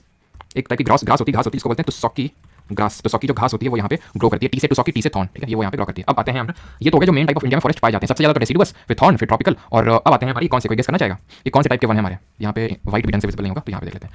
तो ये है हमारे मैनग्रूव फॉरेस्ट, मैनग्रूव वन के नाम से जानते हैं, जिनको हम लिटोरल या स्वैम्प फॉरेस्ट के नाम से भी जानते हैं। आई थिंक आज क्लास थोड़ी लंबी हो रही है, तो पीवाईक्यूज नहीं कर पाएंगे आज क्लास में, कोई दिक्कत नहीं, लेकिन हम पूरा खत्म कर देंगे टॉपिक आज, ठीक है। ठीक है, कोई नहीं, पीवाईक्यूज हम कल की क्लास में कर लेंगे, ठीक है। तो लिटोरल स्वैम्प फॉरेस्ट, इनको दलदली वन को नाम से जाना जाता है। और कहाँ पाए जाते हैं, अलॉन्ग दी कोस्ट पाए जाते हैं। सबसे ज्यादा इंडिया में पश्चिम बंगाल में पाए जाते हैं। उसका कारण भी है, कारण इसीलिए है कि यहाँ पे तो कोस्ट भी है और ऊपर से यहाँ गंगा और ब्रह्मपुत्र आ रही माइटी रिवर, बड़ी बड़ी रिवर, यहाँ भयंकर दलदली कंडीशन क्रिएट होती है सुंदरबन डेल्टा के पास में। और सुंदरबन डेल्टा का नाम सुंदरबन क्यों पड़ा, मैं बताया, सुंदरी ट्री, वो सुंदरी ट्री एक तरह का मैंग्रोव फॉरेस्ट में पाया जाने वाला ट्री है।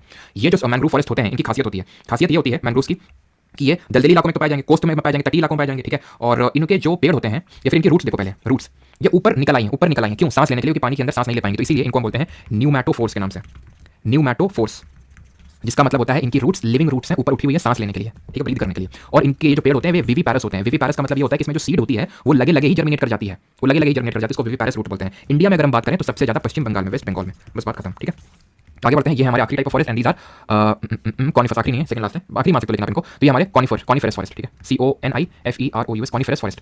ये जो कॉनिफरस फॉरेस्ट है, ये इनका नाम आया कौन से, कौन, यहाँ पे जो हमें पेड़ देखने को मिलते हैं वो कौन शेप में होते हैं, क्यों होते हैं, तो भाई हर जो पेड़ होता है वो किसी ना किसी कारण की वजह से होता है। अब कांटेदार वन जो थे हमारे, उनमें कांटेदार पेड़ इसलिए थे क्योंकि वो कांटे नहीं होंगे, पत्तियां होंगी, तो वाटर बचेगा नहीं। इसी तरह ये जो कौन शेप में इसलिए होते हैं क्योंकि ये वहां पाए जाते हैं जहां बहुत ज्यादा स्नोफॉल होती है। अब स्नोफॉल अगर होगी, इस तरह का पेड़ होगा तो पूरी लग जाएगी यहाँ पे स्नो, है ना, और पेड़ पे बहुत ज्यादा वेट पड़ने लगेगा, गिर जाएगा वो। तो यहाँ पे जब इस तरह से जब यहाँ पे आएगा, जब जैसे कि दार्जिलिंग वगैरह में अपने घर कभी देखे तो इस तरह से होते हैं, मतलब इस तरह से, सो दैट पानी पड़े और पानी गिर जाए जहाँ बहुत ज्यादा रेनफॉल होती है। तो इसलिए ये पेड़ खुद को इस तरह से मॉडिफाई किया, अगर आप कभी गए हो हिमाचल उत्तराखंड में तो वहाँ पे इस तरह के पेड़ देखने को मिलते हैं कौन शेप में, तो वो ताकि वो स्नो गिर जाए, इनको बोलते हैं कॉनिफरस फॉरेस्ट। तो कहाँ पे देखने को मिलेंगे, आपको क्लियर है कि जहाँ पे स्नोफॉल होती है, जैसे कि हमारा अगर हम बात करें आप हायर लैटिट्यूड में चले जाएंगे, जैसे कि इंडिया, तो ये वाले इलाके यानी कि ब्रिटेन वगैरह में यहाँ चले जाएंगे तो यहाँ पे देखने को मिलेंगे। इंडिया में कहाँ देखने को मिलेंगे, इंडिया में आप हिमालयन रीजन में चले जाओ, जहाँ पे बहुत ज्यादा हाइट, जहाँ पे स्नोफॉल होती है, वहाँ पे देखने को मिलेंगे। अब जैसे कि अगर हम बात करें कि जो एवरग्रीन होते हैं वो इक्वेटर के पास देखने को मिलते हैं, इंडिया तो नहीं इक्वेटर पे लोकेटेड, ठीक है, लेकिन क्योंकि कंडीशन वहाँ पे ऐसी हो जाती है कि इसलिए भी वहाँ पे, यहाँ पे भी कंडीशन हो जाती है, हम देखेंगे कहाँ पे, ठीक है। तो जो कॉनिफरस फॉरेस्ट है, तो ये कहाँ पे देखने को मिलेंगे, जो हाई स्नोफॉल एरियाज हैं, हाई स्नोफॉल एरियाज में। इंडिया में अगर बात करें तो इंडिया में जो अपर हिमालय है ना, अपर हिमालय, वहाँ पे देखने को मिलेंगे, ठीक है, अपर हिमालय में। यहाँ की अगर वेजिटेशन की बात कर लें तो वेजिटेशन यहाँ पे ध्यान रखना, चिर, पाइन, सिडार, देवदर, ये जब हम बायोलॉजी पढ़ेंगे तो देखेंगे जितने होते हैं ना देवदर, जितने भी कॉनिफरस होते हैं, ये सब जिम्नोस्पर्म की कैटेगरी में आते हैं, ठीक है। देवदर, स्प्रूस, ये सब होते हैं हमारे क्या, सॉफ्टवुड ट्रीज। इनको जैसे हार्डवुड ट्रीज होते हैं एवरग्रीन वाले, ये होते हैं सॉफ्टवुड ट्रीज, जैसे कि माचिस की वो तीली बनती है, जिस वुड से वो सब इसी टाइप के वुड से बनती है, यहाँ से जो लाई जाती है सॉफ्टवुड ट्रीज। अब आता है आखिरी दैट इज माउंटेन फॉरेस्ट। ये कोई टाइप ऑफ फॉरेस्ट तो बोलना ठीक नहीं रहेगा, क्योंकि है क्या ना, माउंटेन फॉरेस्ट इंडिया में दो जगहों में पाया जाता है। इंडिया में माउंटेन दो जगह, माउंटेन फॉरेस्ट का मतलब है जहाँ पे माउंटेन होते हैं वो वाले पर्वत, वो वाले वन, तो दो जगह है हमारे पर्वत, एक तो नॉर्थ इंडिया में है और साउथ इंडिया में भी है। साउथ इंडिया में कहाँ पे, जल्दी से करो, तो नॉर्थ इंडिया में तो हिमालय हो गया हमारे, हिमालय हो गया। अब हिमालय में पता है अलग अलग तरह के फॉरेस्ट पाए जाते हैं। हिमालय के टॉप पे मतलब जैसे कि माउंट एवरेस्ट हाइट 8848 मीटर है, 8848 मीटर, 8848 मीटर। तो जैसे आप ऊपर जाओगे यानी कि रफली आप 4-5 किलोमीटर के ऊपर बढ़ोगे, ठीक है, 4-5 किलोमीटर के, तो आपको अल्पाइन वेजिटेशन देखने को मिलेगा, यानी कॉनिफरस टाइप इस तरह का देखने को मिलेगा आपको, कॉनिफरस वाला, ठीक है। तो यानी कि हाई अगर बात करें हिमालय में जो हाई रीचेस हैं टॉप पे, तो अल्पाइन देखने को मिलेगा, यानी कि जहाँ बहुत बर्फबारी पड़ती है तो कॉनिफरस फॉरेस्ट देखने को मिलेंगे, ठीक। जब आप नीचे आ जाओगे हिमालय में तो लो लेवल पे आपको डेसिडुअस फॉरेस्ट देखने को मिलेंगे, उष्णकटिबंधीय पर्णपाती वन देखने को मिलेंगे, डेसिडुअस फॉरेस्ट, ठीक, क्लियर। डेसिडुअस। अब साउथ इंडिया में अगर हम बात करें तो वेस्टर्न घाट और ईस्टर्न घाट को आप याद करिए, वहाँ पे हैं। तो वेस्टर्न घाट के जो हमारे हैं पश्चिमी घाट के, उनको हम बोलते हैं वेस्टर्न घाट के जो टेम्परेट फॉरेस्ट या टेम्परेट ग्रासलैंड, उनको हम जानते हैं शोला के नाम से, ठीक है, शोला के नाम से इनको जानते हैं। और वैसे नॉर्थ इंडिया में भी ग्रासलैंड देखने को मिलते हैं, घास के मैदान, उनको हम किस नाम से जानते हैं? बुग्याल के नाम से। मैं आपको पढ़ा चुका हूँ बुग्याल। यहाँ पे हमारी भोटिया और भूटिया टाइप में, भोटिया उत्तराखंड में और भूटिया सिक्किम वगैरह में, भूटिया लेप्चा, ठीक है। तो बुग्याल BUGYALS यहाँ पे देखने को मिलता है, ठीक है। अब आ जाते हैं ग्रासलैंड पे, घास के मैदान पे। हमारा सेकंड टॉपिक ये 2 मिनट का है और इसके बाद ये शिफ्टिंग कल्टीवेशन 2 मिनट का, ठीक है। और टॉपिक को करेंगे खत्म और फिर कल क्वेश्चन ऐसे करेंगे। देखो ग्रासलैंड होते क्या है? घास के मैदान होते हैं। देखो बहुत ज्यादा बारिश हो रही है तो वन हो जाएगा, फॉरेस्ट हो जाएगा। बिल्कुल बारिश नहीं हो रही तो रेगिस्तान हो जाएगा, डेजर्ट। बीच का अगर हो रहा है, यानी कि इतनी भी बारिश नहीं हो रही कि बड़े बड़े बड़े पेड़ हमें देखने को मिले, इतनी कम भी बारिश नहीं हुई, कुछ एकदम सन्नाटा पसरा हुआ, ये भी नहीं है, थोड़ी बहुत होती है, वहां पे हो जाते हैं ग्रासलैंड, घास के मैदान। इनको 2 कैटेगरी में डिवाइड करते हैं, एक तो ट्रॉपिकल और दूसरे टेम्परेट, ठीक है। ट्रॉपिकल और टेम्परेट, मुझे पता थोड़ा सा आपको थकावट आ रही है बिकॉज़ मुझे थोड़ी आ रही, लेकिन थोड़ा सा कंट्रोल कर लो, है ना, थोड़ा सा। तो ट्रॉपिकल और टेम्परेट, तो ट्रॉपिकल और टेम्परेट हमने किस बेसिस पे डिवीजन कर दिया? तो जो फॉरेस्ट हमें ट्रॉपिकल इलाकों में देखने को मिल रहा है, tropic of cancer, tropic of capricorn, जो ग्रासलैंड घास के मैदान ट्रॉपिकल रीजन्स में पाए जाते हैं, उनको ट्रॉपिकल ग्रासलैंड बोल देंगे, सिंपल। और जो टेम्परेट एरिया में देखने को मिल रहा है, ये हमारा शीतोष्ण नॉर्थ टेम्परेट हो गया और ये साउथ टेम्परेट हो गया। तो यहाँ जो देखने को मिल रहा है, इनको टेम्परेट ग्रासलैंड यानी कि शीतोष्ण घास के मैदान बोल देते हैं। तो यहाँ कौन कौन से हैं? यहाँ पे सवाना पाए जाते हैं, गेस करिए कहाँ पे होते हैं, किस कॉन्टिनेंट में? यहाँ पे कंपोज होते हैं, यहाँ पे लानोस होते हैं, यहाँ पे थानोस होते हैं, सब कोई होता है, ठीक है। तो ये कहाँ पे होता है? अफ्रीका में होता है, ठीक है, अफ्रीका में। सवाना बोलते हैं अफ्रीका ग्रासलैंड में। कंपोज में अगर बात करें तो ब्राजील में, बी से ब्राजील और सी से कंपोज, BC करके याद रख सकते हैं आप, ठीक है। लानोस ऐसे याद कर लो, जो वेनेजुएला में जो थानोस था वो वेनेजुएला से था, वेनेजुएला का था वो, ठीक है। तो खैर मैंने तो थानोस वाली मुझे मूवी को समझ नहीं आती है, ठीक है। काफी लोगों को क्रेज रहता है लेकिन मेरे को बिल्कुल पल्ले नहीं पड़ती। तो ये मूवी वैसे जनरली वैसे, ठीक है, मतलब बहुत ही सिलेक्टेड लगती है, ठीक है। क्योंकि मैंने एक बार वासेपुर देख ली थी, वासेपुर में हमारे एक थे, उनका नाम याद नहीं आ रहा, जो बोलते हैं जब तक हिंदुस्तान में सिनेमा है लोग ऐसे ही डैश बनते रहेंगे। ठीक है, तो वेनेजुएला में लानोस बोलते हैं। और ये दोनों कंट्रीज हमारे साउथ अफ्रीका की कॉन्टिनेंट की है, दक्षिण अमेरिका की, ठीक है। हमारी लास्ट पूरी वर्ल्ड ज्योग्राफी पे डेडिकेटेड रहेगी, मतलब वर्ल्ड ज्योग्राफी मैप पे। टेम्परेट अगर बात करें तो इसमें काफी सारे होते हैं, जैसे कि अलग कलर से कर देते हैं, प्रेरीज, स्टेपीज, फेल्ट्स, इनको फेल्ट प्रोनाउंस करते हैं, वेल्ड नहीं बोलते हैं, ठीक है, लेकिन प्रोनाउंस करने के लिए थोड़ी ना आएगा। डाउन्स, DOWNS, राइटिंग का कलर आप समझ सकते हैं कि कैसे, पुस्ताज, ठीक है, और पंपास और न्यू कैडबरी डेयरी मिल्क, ठीक है, न्यू कैंटरबरी। प्रेरीज की अगर बात करें तो ये नॉर्थ अमेरिका में, ठीक है, नॉर्थ अमेरिका में प्रेरीज के नाम से जानी जाती हैं। स्टेपीज के नाम से ये एशिया और यूरोप में, यूराल माउंटेन रेंजेस के आसपास। अच्छा यूराल बताओ यंग फोल्ड है कि ओल्ड फोल्ड है? एशिया और यूरोप के में, ठीक है। फेल्ट साउथ अफ्रीका में, डाउन्स आपके ऑस्ट्रेलिया में। ऑस्ट्रेलिया से याद कर लो, ऑस्ट्रेलिया नीचे है ना, डाउन्स ना हो तो इस पे मैंने वीडियो बना रखी है, grassland across the world search करोगे, ग्रासलैंड अक्रॉस द वर्ल्ड पर हमारे तो शॉर्ट वीडियो मिल जाएगी, 1 मिनट के अंदर आप सारी ट्रिक याद कर लोगे। जैसे कि मैं आपको ऐसे कैंप लगाने गए, आप ब्राजील वालों ने मना कर दिया, कैंप नहीं लगा पाओगे, ठीक है। सब आना, जब फ्री का होता है, अफ्रीका तो हम बोलते हैं सब लोग आना, सब आना, ठीक है, ऐसे करके उसमें ट्रिक बताई आपको। पुस्ताज आपकी हंगरी में है, पुस्ताज हंगरी में। अब मुझे पता बहुत सारे हैं लेकिन आपको सेलेक्टिव बता दूंगा कि ये तो एकदम भूलना ही मत, जो सबसे ज्यादा पूछा था। अर्जेंटीना भाई, टीना को आपने बोला पासा, ठीक है, अर्जेंटीना पासा, पंपास, ठीक है, पास। न्यू कैडबरी डेयरी मिल्क कैसे याद, ये कहता भाई सर ये न्यू कैंटरबरी नहीं है, ये कैंटरबरी है और ये न्यूजीलैंड में, ये सिर्फ कैंटरबरी है, न्यू नहीं है इसमें, कैंटरबरी होगा और ये न्यूजीलैंड में, तो इसको आप न्यू कैडबरी करके याद कर सकते हो, न्यू कैडबरी न्यूजीलैंड, ठीक, क्लियर। अब इसमें कुछ इंपॉर्टेंट चीजें हैं, जैसे कि जो हमारी प्रेरीज हैं, प्रेरीज इनको wheat granaries of the world के नाम से जानते हैं, बिकॉज यहाँ पे नॉर्थ अमेरिका में, यूएसए वगैरह में बहुत ज्यादा गेहूं का प्रोडक्शन होता है वीट का, प्रेरीज ग्रासलैंड के आसपास, तो इसलिए इनको वीट ग्रैनरीज बोलते हैं, wheat granaries of the world, ठीक। और ये जो सवाना है ना, सवाना अफ्रीका होता है तो सवाना, ठीक है। तो सवाना को यहाँ पे हम बिग गेम कंट्रीज के नाम से जानते हैं, ठीक है। बिग गेम कंट्रीज के नाम से इसलिए जानते हैं बिकॉज यहाँ पे पोचिंग बहुत होती है। पोचिंग क्या होती है? जो जानवरों को मारा जाता है उनके टस्क के लिए या फिर उनकी स्किन के लिए, उसको पोचिंग बोलते हैं, ठीक है। तो ये चीज़ है, क्लियर। अब आ जाते हैं अपने आखिरी टॉपिक पे, यहाँ पे किसी को डाउट नहीं है एक बार बता दो, फिर हम लोग अपने आखिरी टॉपिक पे इसको वाइंड अप करते हैं अभी, शिफ्टिंग कल्टीवेशन। कमेंट क्यों नहीं आ रहा के लिए मैं आपकी सराहना करता हूँ, आपके विल पावर की दाद देता हूँ, आपको सल्यूट मारता हूँ। अल्फा यहाँ मिलती है, इसमें अर्जेंटीना में जो पंपास होता है ना, पंपास में देखने को मिलती है ग्रास होती है, उसको बोलते हैं अल्फा ग्रास, ठीक है। अल्फा ग्रास होती है और ये न्यूट्रिएंट रिच ग्रास होती है, बहुत अच्छे न्यूट्रिएंट्स देखने को मिलते हैं पंपास में। और अब मैं तुम्हें बताता हूँ कि तुम भूल सकते नहीं हो इनको, जो मैं बता रहा हूँ, बाकी को भूल उनको मत बोलना, लेकिन ये इंपॉर्टेंट है। एक सेकंड रुको यार, एक तो ये प्रेरीज, स्टेपीज, ठीक है, डाउन्स पंपास, ठीक है, सवाना कंपोज, इनको एकदम रट डालना, ठीक है। चलो अब आते हैं शिफ्टिंग कल्टीवेशन होता क्या है, बस तुरंत खत्म करते हैं इसको। शिफ्टिंग कल्टीवेशन होता है, पता है मुझे, जब मैं बोलता हूँ तो मुझे अपने बचपन की याद आती है, ट्यूशन वाली, ट्यूशन के द्वारा टीचर वगैरह थे, एक ही टाइम पे ट्यूशन लगाया था, बस खत्म कर रहा था, बस। और वहाँ पे मुझे नींद की झपकियाँ आ रही होती थी, और भाई साहब 2 मिनट की जो झपकी होती थी क्या रिलीफ देती थी। फिर ऐसा लगता था सारा संसार एक तरफ और मेरी नींद एक तरफ। चाहे मुझे कोई कितना भी मार ले, लेकिन नींद तो में जो मजा होता था ना वो क्लास के टाइम पे आया है। तो उम्मीद है कि आप लोग सो नहीं होंगे। शिफ्टिंग कल्टीवेशन पे आते हैं, तो इसको बोलते हैं शिफ्टिंग कल्टीवेशन। नाम ही शिफ्टिंग कल्टीवेशन होता है कि इसको मोस्टली ट्राइब करती हैं across the world and India also. Tribe क्या होती है, उनका कोई परमानेंट घर नहीं होता है, इसलिए वो क्या करते हैं कि जैसे उनको कुछ उगाना होता है तो वो एक पार्ट ऑफ लैंड को कवर करेंगे, मतलब हटा क्लियर करेंगे। फॉरेस्ट वहाँ पे होगा, बहुत सारे पेड़ होंगे तो उसको क्लियर कर देते हैं, वो क्लियर इन द सेंस काट देंगे, काटने के बाद जला देंगे। तो उन्होंने काटा स्लैश जला दिया बर्न, तो इसीलिए शिफ्टिंग कल्टीवेशन को स्लैश एंड बर्न कल्टीवेशन के नाम से भी जाना जाता है, ठीक है। तो उससे अभी उन्होंने पार्ट ऑफ लैंड छोड़ी क्यों? ताकि जो उसकी प्रोडक्टिविटी चली गई, क्योंकि उन्होंने काट दिया, गेहूं चावल सब उगाए उन्होंने खाने वाला, एक टाइम प्रोडक्टिविटी चली जाएगी उसकी, ठीक है। खाद वगैरह तो सब डालते नहीं, क्योंकि उनके पास होता ही नहीं है ना, ऐसा तो है नहीं कि उनको सप्लाई हो रही है, बहुत कटे हुए हैं। और मैंने आपको मुझे याद आ रहा कि मैंने पूछा था ट्राइब, जरावा, सेंथलीज, ओंगेज, ये सब अंडमान निकोबार की ट्राइब है। तो ये लोग क्या है, वो तो बहुत एक्सट्रीम ट्राइब है, उनके बारे में डिस्कस करेंगे। तो ये लोग ये क्या है, कट करके फिर और पार्ट ऑफ लैंड में चले जाएंगे, सो दैट इसको अपनी फर्टिलिटी या फिर जो फिर से रिप्लेनिश हो जाए। तो इसलिए क्योंकि क्वेश्चन आता है एसएससी जेई में ये पूछा था कि क्यों ये पार्ट ऑफ लैंड को छोड़ देते हैं, सो दैट लैंड अपनी प्रोडक्टिविटी फिर से उसको वापस लाए। तो हम इसके नेम्स पढ़ेंगे, हमें उतना ज्यादा लेना देना नहीं उसे कि भाई क्या कैसे, बस हमें नेम्स बताना चाहिए। तो हम पहले डिस्कस कर लेते हैं यहाँ पे जगह, हाँ ठीक है। अक्रॉस द वर्ल्ड, इसमें ट्रॉपिकल टेम्परेट नहीं करना है, ठीक है। अक्रॉस द वर्ल्ड में इसको डिफरेंट नाम से जाना जाता है, जैसे कि आप कमेंट बताएंगे। इंडोनेशिया में किस नाम से जाना जाता है? दूसरा।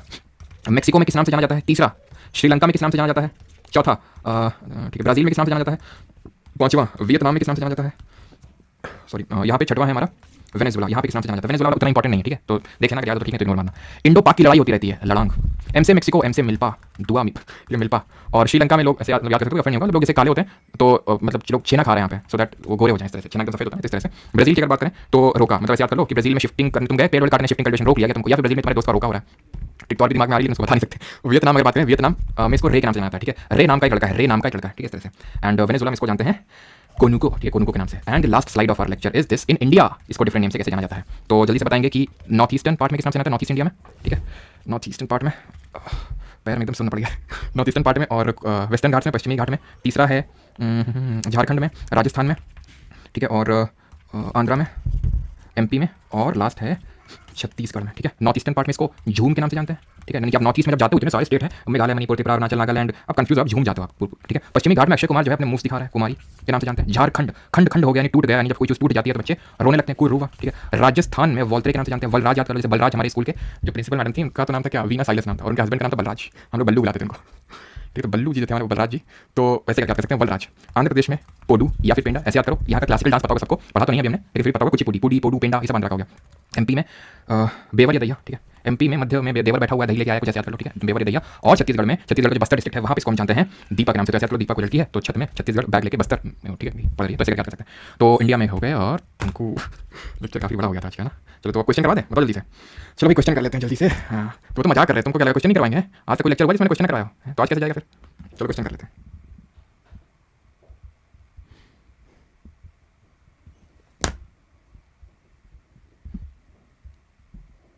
सर मैं पहली बार आपका वीडियो देख रही हूँ, आप बहुत अच्छे से समझाते हैं, छोटी सी रिक्वेस्ट है आपसे, प्लीज़ बैकग्राउंड ब्लैक रखिए। बैकग्राउंड ब्लैक में रख सकता हूँ, मेरे लिए भी ज़्यादा फेवरेबल होगा, मेरी आंखों में काफ़ी स्ट्रेन, आप तो आंखों इधर उधर भी कर सकते हैं, देखते हुए इधर उधर, मेरे को कंटिन्यूसली पे फोकस करना है, ठीक है। अगर मैं ब्रेक लूँगा इधर उधर देखने के लिए तो मेरी शक्ल दिख नहीं रही तुमको, तुम तो सोचोगे सर जी लगता आराम कर रहा हूँ, ठीक है। तो मुझे तो कंटेंट मेरे लिए भी आराम होगा, लेकिन इसलिए नहीं करता हूँ बिकॉज काफ़ी लोग इसका प्रिंट आउट निकलवाते हैं, तो फिर वो प्रिंट आउट नहीं निकल पाएगा क्योंकि सब काला काला हो जाएगा, अगर मैंने ब्लैक किया, मैंने किया तो बीच में, इसलिए वो होता है, ठीक है।